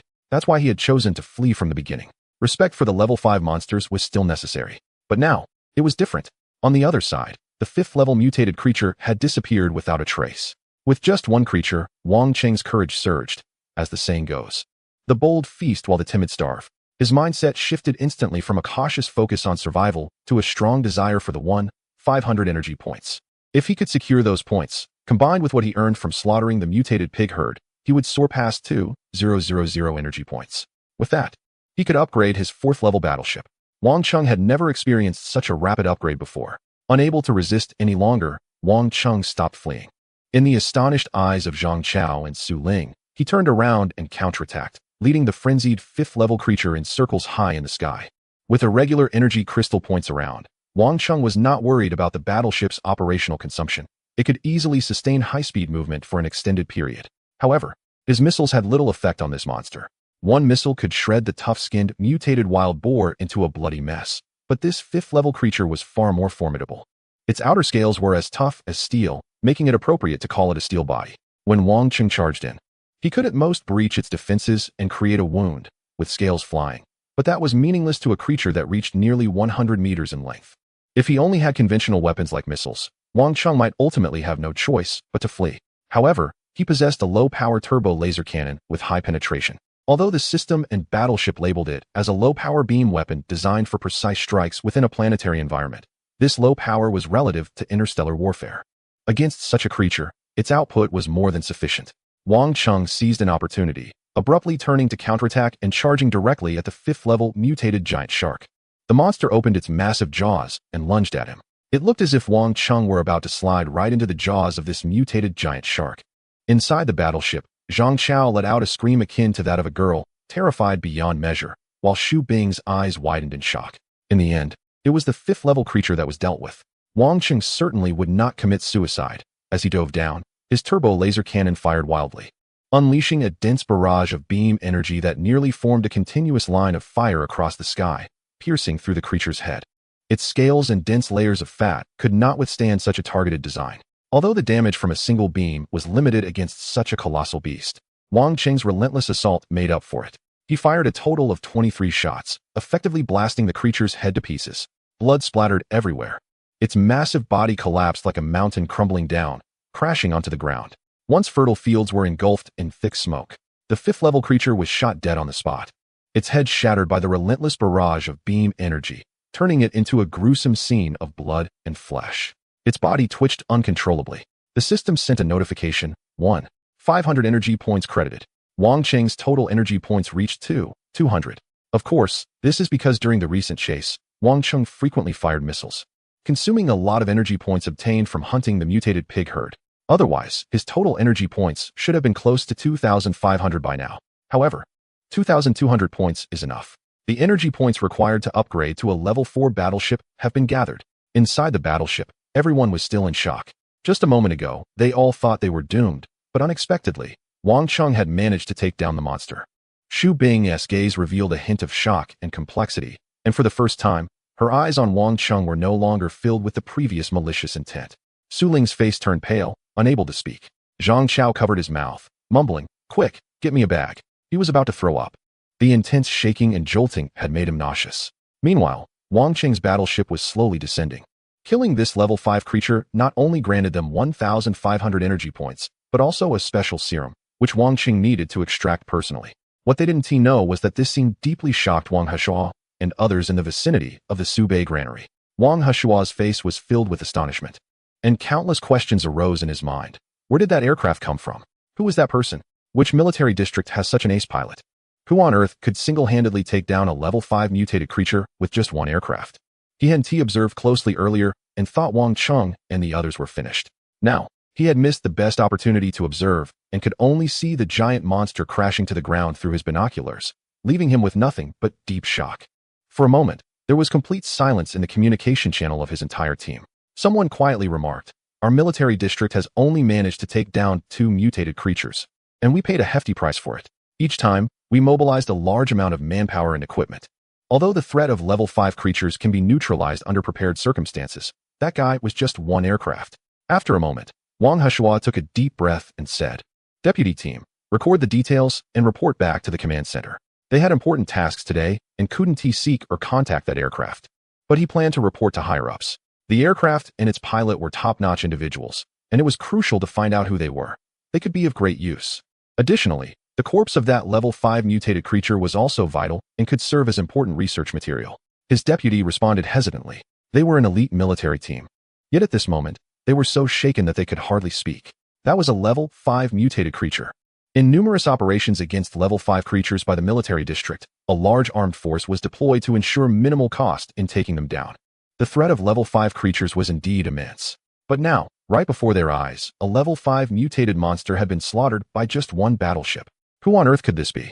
Wang Chung made up his mind that this matter must be reported to the higher-ups, and he would dig 3 feet into the ground to find this person and confirm their identity. Meanwhile, he was unaware that someone had already been startled to the point of feeling numb.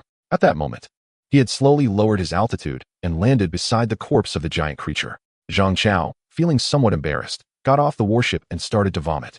Su Ling, on the other hand, was in shock as she approached and gently touched the enormous creature's corpse, speechless, standing next to the 100-meter, level 5 giant. She looked like an ant next to a giant. Su Ling sighed deeply, exclaiming, "This is incredible. What kind of virus could cause a regular organism to mutate to this extent?" Upon closer observation, the creature even had a certain elegance to it. As for Xu Bing, she was still tied up and placed on the warship. Wang Chung placed his hand on the level 5 giantess body. Unlike Su Ling, who was being poetic, he was extracting a special serum. Soon, a bone-like syringe appeared in the palm of Wang Cheng's hand. Extraction complete.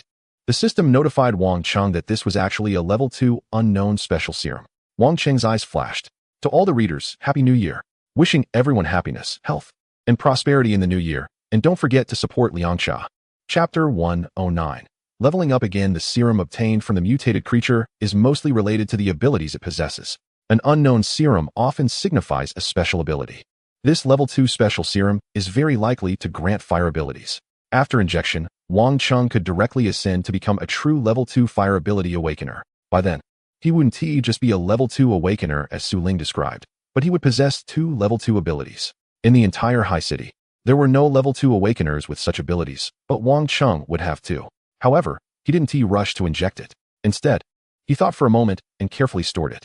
He still remembered the side effects from the last time he injected a serum at the Hot Pot restaurant. Now, in this desolate wilderness, having just killed this level 5 giant mutated creature, it wasn't a good place for injecting a special serum.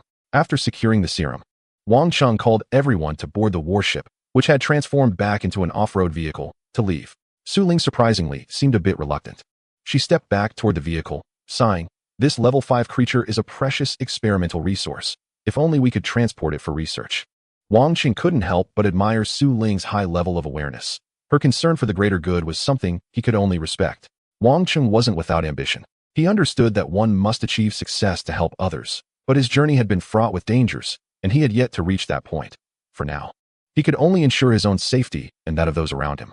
Once on the off-road vehicle, Wang Chung set off, traveling across the fields while instructing Zhang Chao to check the map and confirm their location to return to the national road, intending to regroup with Su Xinghai and others who should have been left behind. Beyond the city limits lies a vast wilderness where monsters are not as densely packed. However, the creatures that roam here are all hostile, resembling aberrant entities, primarily low-tier monsters, like mutated pig herds. The capital believes that such creatures are certainly not in short supply. Therefore, even though it seems they are not far from the destination, he still plans to meet up with his companions before heading there together. After all, based on the distance, it won't take long for them to arrive. Taking advantage of this time, he intends to find a safe place to inject the special serum and upgrade their battleship. Otherwise, by the time they reach their destination, there might not be much time left. As they sped away, not far off, the group at the granary was also moving swiftly. With the distraction provided by his actions, they finished loading their supplies. Shortly after he left, they detonated explosives at the main entrance, bursting through the flames and explosions, racing toward their destination. On the way back, they established immediate communication with the command center. The leader quickly reported on their operation, especially the details of the thrilling aerial battle, which was relayed without delay. He wanted to confirm whether the aircraft involved was one dispatched by their military district. However, the operator was equally shocked. The deputy commander personally spoke to him, inquiring about the details. After a moment, he said, "I can say without reservation that the aircraft model is unknown to me. Which direction did it head? Also, I need the precise coordinates of that level 5 monster reported immediately, and this matter should not be spread beyond your team. I don't want to hear about it from anyone else." Finally, he added, "Maintain communication. We will assist your return. The supplies you bring back are crucial, so you don't need to worry about that." The leader was taken aback. He hadn't expected such a response and the personal inquiry from the deputy commander. He understood the implication of the deputy commander's words. As a high-ranking official, he was aware of special operations personnel and advanced fighter jets that far exceeded the knowledge of someone like him. The fact that even he had never heard of that aircraft model raised suspicions. Could it be from a nearby region? Although the world operates under a federal system, each region has its own military and political systems while being governed by the federal government. It's normal for their district to be unaware of aircraft developed by other regions. What he didn't know was that the deputy commander was also contemplating similar thoughts. However, he quickly dismissed them. Despite the federal division, they were still one entity, especially in the current global crisis. What nearby region would send aircraft over here? Was it a call for help? Or something else entirely? A fighter jet can take down a level 5 mutated creature, which left Yi Anshan feeling alarmed. He speculated that the jet must possess terrifying firepower and armament. Otherwise, it would be theoretically impossible. After considering it carefully, he decided to send a team by helicopter to investigate. This matter was rather strange and needed to be clarified. He then returned to his office with the materials. Along the way, everyone he encountered respectfully greeted him, calling him Deputy Commander Yi. Yi Anshan held a high position in the command center and was greatly respected. After opening his computer and uploading the materials to an internal network for someone, he quietly made a phone call. At this stage, the global communication networks had collapsed, and the situation in Fengtian was no exception. However, the internal conditions of the Fengtian survivor base were relatively good. They had managed to set up an internal communication system using some local base stations. Although the coverage was limited, it at least allowed for military communications and networking within the survivor base, ensuring the smooth operation of the military and the federal government. The call was directed to the core leader of the Fengtian survivor base. A calm male voice answered on the other end. "I've seen the materials you sent. Your handling of the situation was good. Recovering the corpse of the level 5 mutated creature is significant. As for the fighter jet you suspect." The voice paused slightly, as if wary of something, and did not continue. Yi Anshan then said, "I don't know, but I think we must confirm. If the person in that fighter jet is from our side, we need to find out who he is, give him the best treatment, and allow him to exert his maximum potential. If not, and if a single jet can take on a level 5 mutated creature. Although I haven't seen the situation on site, the technology and the pilot's capabilities should not be underestimated. Then we must eliminate him." Listening to Yi Anshan's words, the voice on the other end fell silent for a moment before slowly responding. "All right, let us do it that way. It's in your hands, old Yi. In special circumstances, everyone has to work a bit harder. You've been through a lot." "It's what I should do," Yi Anshan replied. After hanging up, the office remained dark, and the entire figure and face of this top figure from the Fengtian survivor base were shrouded in shadows, making him seem somewhat elusive and inscrutable. Meanwhile, Wang Chung was unaware that he had triggered the vigilance of the upper echelons of the Fengtian survivor base. He was stopping in a small village near a national highway. The village had long been deserted, leaving behind only a few starving mutated creatures, which were quickly dealt with. They had confirmed their location. At that moment, they were less than 50 kilometers from Fengtian. They stopped near the path that Su Xinghai and the others would take to rest temporarily and wait to regroup before heading to Fengtian together. Zhang Chao volunteered to keep watch, but was stopped by Wang Chung, who insisted that Zhang Chao and Su Ling find a house to rest in. During this time, he had Shubing eat, and when the food was taken away, she unusually did not react like before, but stared at Wang Chung intently, saying, "Something's off with you. Who exactly are you?" Wang Chung replied, "If you don't attack me or try to take my things, I'll tell you." Shu Bing silently watched him, not speaking. But her attitude had clearly changed. Wang Chung estimated that this was related to his killing of a level 5 mutated creature today. A single person, a fighter jet. Taking down a level 5 mutated being left Shu Bing deeply shocked. However, she did not express her thoughts immediately. "It's fine, you can think it over." I just feel that we can be friends. There's no need to be so tense. After all, we've fought side by side before. You've helped me. And I've helped you. I can see you're not a bad person, and neither am I. I'll wait for you to sort it out. Seeing this, Wang Cheng said no more and let Su Ling and the others go rest. He didn't want to keep Xu Bing tied up. He held respect for this fierce and strong woman. However, the issue didn't lie with him, but with Xu Bing. The key was whether she could clear her mind. Wang Cheng stubbornly decided to keep watch himself, not just to let Zhang Chao and the others rest, but also to take this opportunity to inject serum, upgrade the battleship, and achieve another leap in his combat power. He directly summoned the system. System, consume 2,000 energy points and directly upgrade to a level 4 battleship. Chapter 110, Main Gun. Scanning battleship, upgrade about to begin. Estimated time required for upgrade, 65 minutes. 2,000 energy points for upgrade have been deducted. In a shed in a deserted village by the roadside, Wang Cheng's battleship began to be enveloped in a hazy glow as the upgrade system project was initiated. This upgrade required 65 minutes, 30 minutes longer than the previous upgrade from level 2 to level 3. Wang Cheng speculated that it was due to the large amount of energy points invested this time, requiring deeper changes to the battleship, thus needing more time to complete the upgrade. However, unlike the last time, Wang Cheng had already checked the surroundings and found them to be very safe, with no dangers present, making it completely feasible to upgrade. As time passed, the familiar system prompt rang in his ears, allowing Wang Cheng to choose Black Technology Module enhancements. Your battleship is about to upgrade to level 4, and you can obtain 3 Black Technology Module enhancements. 1. Energy Shield Module triggered randomly over a flat area. 2. Embedded 130mm caliber main gun. 3. Low-power electromagnetic traction device. 4. Overload electromagnetic pulse generator. 5. Standing primary automatic medical surgery chamber module. 6. Upgrade current anti-gravity engine. 7. 20mm caliber automatic cannon. Hearing this system prompt, Wang Cheng's eyes lit up. An energy shield. This round of upgrades actually included an energy shield. However, what did triggered randomly over a flat area mean? Wang Cheng wasn't sure, but that option was a no-brainer for him. Then there was the main gun.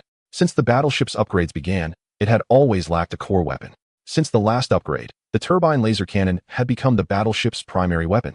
But how could a battleship be without a main gun? Although a 130mm caliber fell far short of the standards for a main gun and could at most be considered a tank cannon, it was just the beginning. What would come next?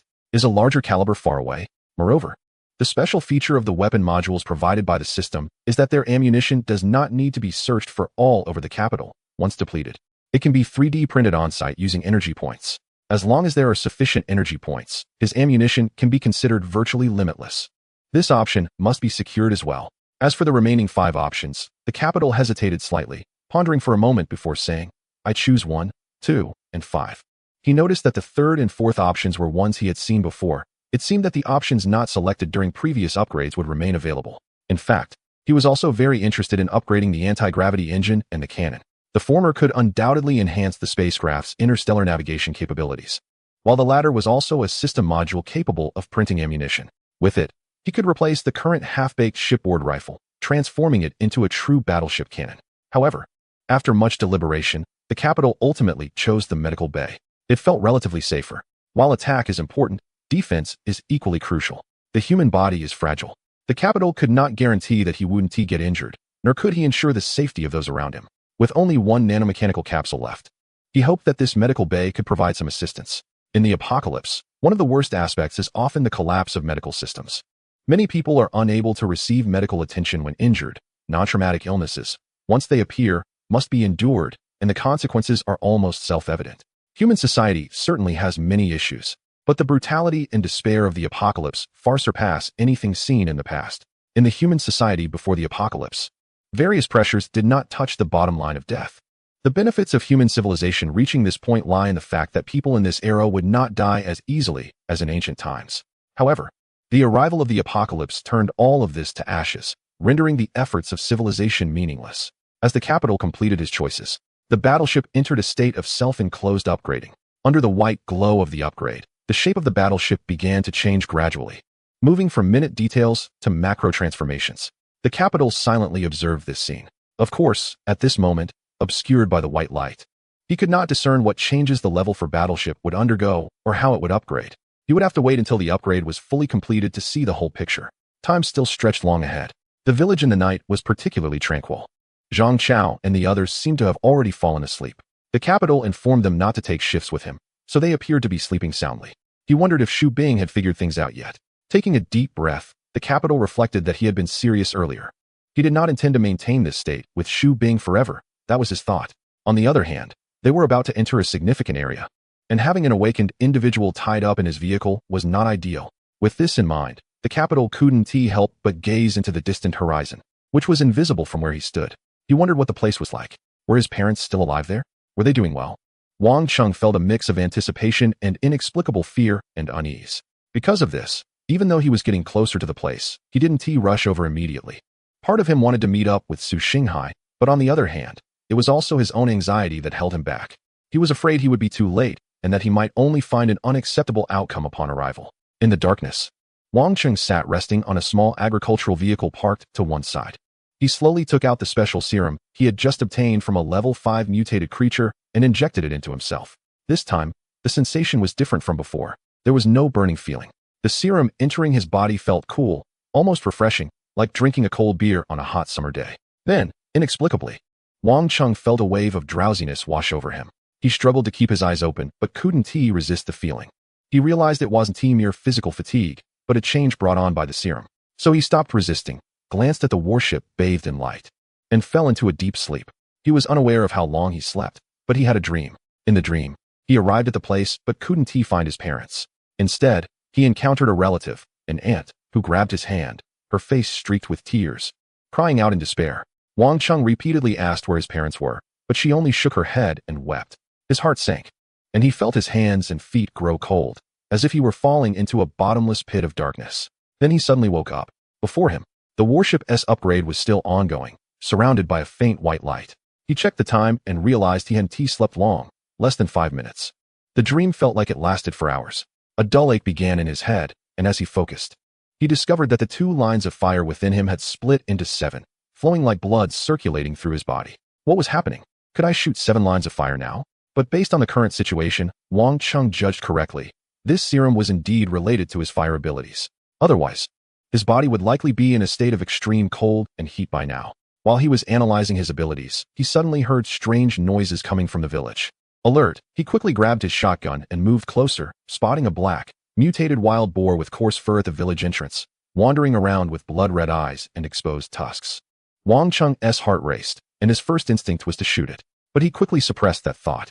The mutated wild boar had tough skin and thick meat, and its body couldn't be penetrated by his shotgun.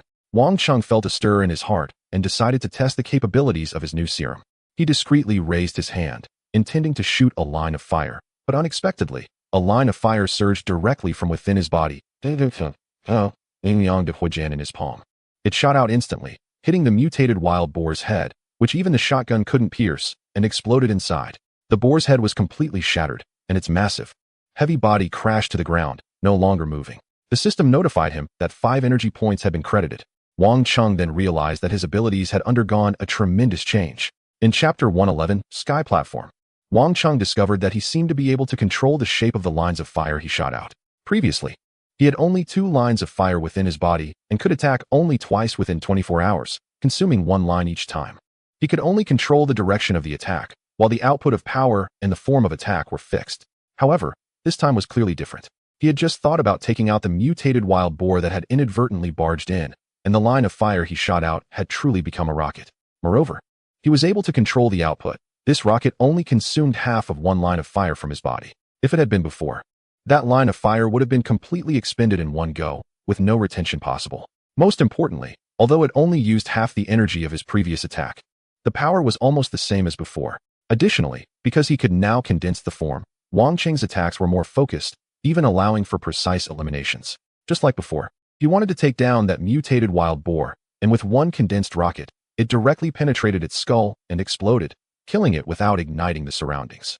If it had been before, he would have had a hard time controlling the line of fire, and everything around would have been ignited, causing a significant commotion. Wang Chung took a deep breath and discreetly activated his ability, spreading his palm in front of him. A ball of light appeared in his palm, which was a weak flame that flickered gently, warm but stable, maintaining a certain distance from his skin. He could feel the heat, but it wouldn't burn him. Then, as he directed the flame downward, it exploded with a bang, creating a small pit in the ground. Wow, was this not a palm thunder? No, a palm fire thunder? Wang Cheng's eyes sparkled with excitement. His flame ability had become much more usable. Moreover, he discovered that not only had his key flame ability changed, but his overall physical capabilities seemed to have improved. Although he couldn't see the changes in strength and speed from the serum, Wang Cheng could clearly feel the differences in his stamina and physique. The body that had been somewhat fatigued suddenly felt clear and revitalized. From now on, having energy for multiple times a night would not be a problem. After feeling this for a moment, Wang Cheng experienced a slight epiphany. No wonder it is said that second-level awakeners are the hope and direction for the evolution of human awakeners. These second-level awakeners not only enhance their primary abilities, but also improve their overall physical qualities, achieving a remarkable level of enhancement. If first-level awakeners have already surpassed the average person's physique, reaching the level of seasoned fitness enthusiasts, then anyone who becomes a second-level awakener would pose a dimensionality reduction blow to ordinary humans. Wang Cheng jumped in place and estimated that if he were to participate in something like the Olympics right now, he wouldn't need any training. His raw physical strength alone could win him championships in all non-technical events. If only there weren't an apocalypse, he thought, he could bring glory to his region, soar to success, and reach the pinnacle of life. Wang Cheng's thoughts wandered. However, he also vaguely understood that the enhancement of physical quality seemed to complement the enhancement of special abilities. As special abilities improve, the demands on physical quality become higher. If one's physical quality cannot keep up, they would be unable to withstand the power of a second-level awakener's abilities, potentially leading to self-destruction due to their own powers. This is mutually reinforcing. Supernatural abilities require superhuman physical qualities. Otherwise, they cannot exist within a human body, which ordinary physiques simply cannot handle. Feeling the power flowing through his body, Wang Cheng took a roundabout walk around the village, confirming that no other mutated creatures were lurking before returning to the location where his battleship was being upgraded. At this point, the battleship upgrade was nearing completion. Wang Cheng stood guard, waiting for the upgrade to finish. Time passed second by second. Finally, the light on the battleship suddenly disappeared, and the system prompt sounded instantly. Dear host, the battleship upgrade is complete. Your battleship's current level is level 4. Upgrading to a level 5 battleship requires 5,000 energy points. Upgrading to the next level requires 5,000 energy points. 2,000 energy points didn't seem much to Wang Cheng. It was within his acceptable range. But the 5,000 still made his heart skip a beat. That was quite a sum. However, now was not the time to dwell on that. Wang Cheng's focus immediately shifted to the battleship before him. His battleship upgraded while in the form of an off-road vehicle, and now that the upgrade was complete, it also took on a vehicle shape, but it was no longer the flashy, beast-like off-road form. Instead, it transformed into a refrigerated small truck about 6-8 meters long. The front had a 4-seat cabin, while the back featured a dark cargo compartment. Unlike an ordinary small truck that might appear somewhat flimsy, Wang Cheng's battleship remained as ominous as ever, its entire structure heavy and cold, clearly made of alloy materials, exuding a visible sense of strength and weight. Opening the door, the driver's seat was equipped with a dense array of controls, and the central main screen was larger than before. The entire vehicle was elevated compared to the previous off-road version. No modified vehicle looked as impressive and fierce as Wang Cheng's battleship. The darkness was all-encompassing, its heavy texture resembling a dark beast lurking on the earth. When the rear cargo door was opened, the supplies of the royal city were all inside. From the outside, the cargo container appeared large, but the space within was limited. On both sides were various metal frames, each housing a different equipment module of the warship. Only the center had a path wide enough for one person to walk through. At the end of the cargo area stood a standing glass medical chamber, filled with a sense of advanced technology. Wang Cheng attempted to test its functions by standing inside. He confirmed that the medical chamber was primarily designed for treating external injuries. Equipped with robotic surgical arms capable of performing wound management, hemostasis, suturing, and other standard medical procedures. This was true cutting-edge technology. The medical chamber was equipped with a medical mainframe proficient in most external injury surgeries. With this device, Wang Cheng essentially had a mobile medic with him. While it couldn't treat other diseases, it was more than sufficient for his needs. Taking a deep breath, he inspected the chamber and was very satisfied. The latest upgrade of the warship had made it significantly larger than before. He then took his seat in the cockpit and directly activated the warship, initiating the warship mode. In a rapid transformation reminiscent of a transformer, Wang Cheng's small black truck morphed into a massive aerial platform. The number of seats remained the same, still 5 as in the previous Class 3 warship, but now there was an area for movement, allowing people to walk around and even use the medical chamber or manually operate the turbine laser cannon during the ship's operations. The size of the warship had nearly doubled. At this moment, it was difficult to describe it as merely a fighter jet. Its appearance resembled that of a medium transport aircraft, with a more streamlined and smooth form, exuding a fierce and hardened warlike stance that made it clear to everyone that this was a formidable aerial weapon. The main cannon was located directly beneath the warship, with the barrel embedded within the structure. When Wang Chung activated it, the armored cover over the cannon rose, ready to fire. However, as the main cannon, its direction was fixed and could only change based on the warship's movements. As the warship ascended, Wang Chung couldn't help but feel a surge of excitement. At this moment, his warship was increasingly shedding its fighter and vehicle characteristics, evolving into a small aerial combat platform through successive upgrades. Wang Chung believed that if this continued, his warship would become a true aerial carrier, a dominant force in the universe, and eventually, a genuine interstellar warship. As he soared into the sky, the village beneath him shrank into insignificance.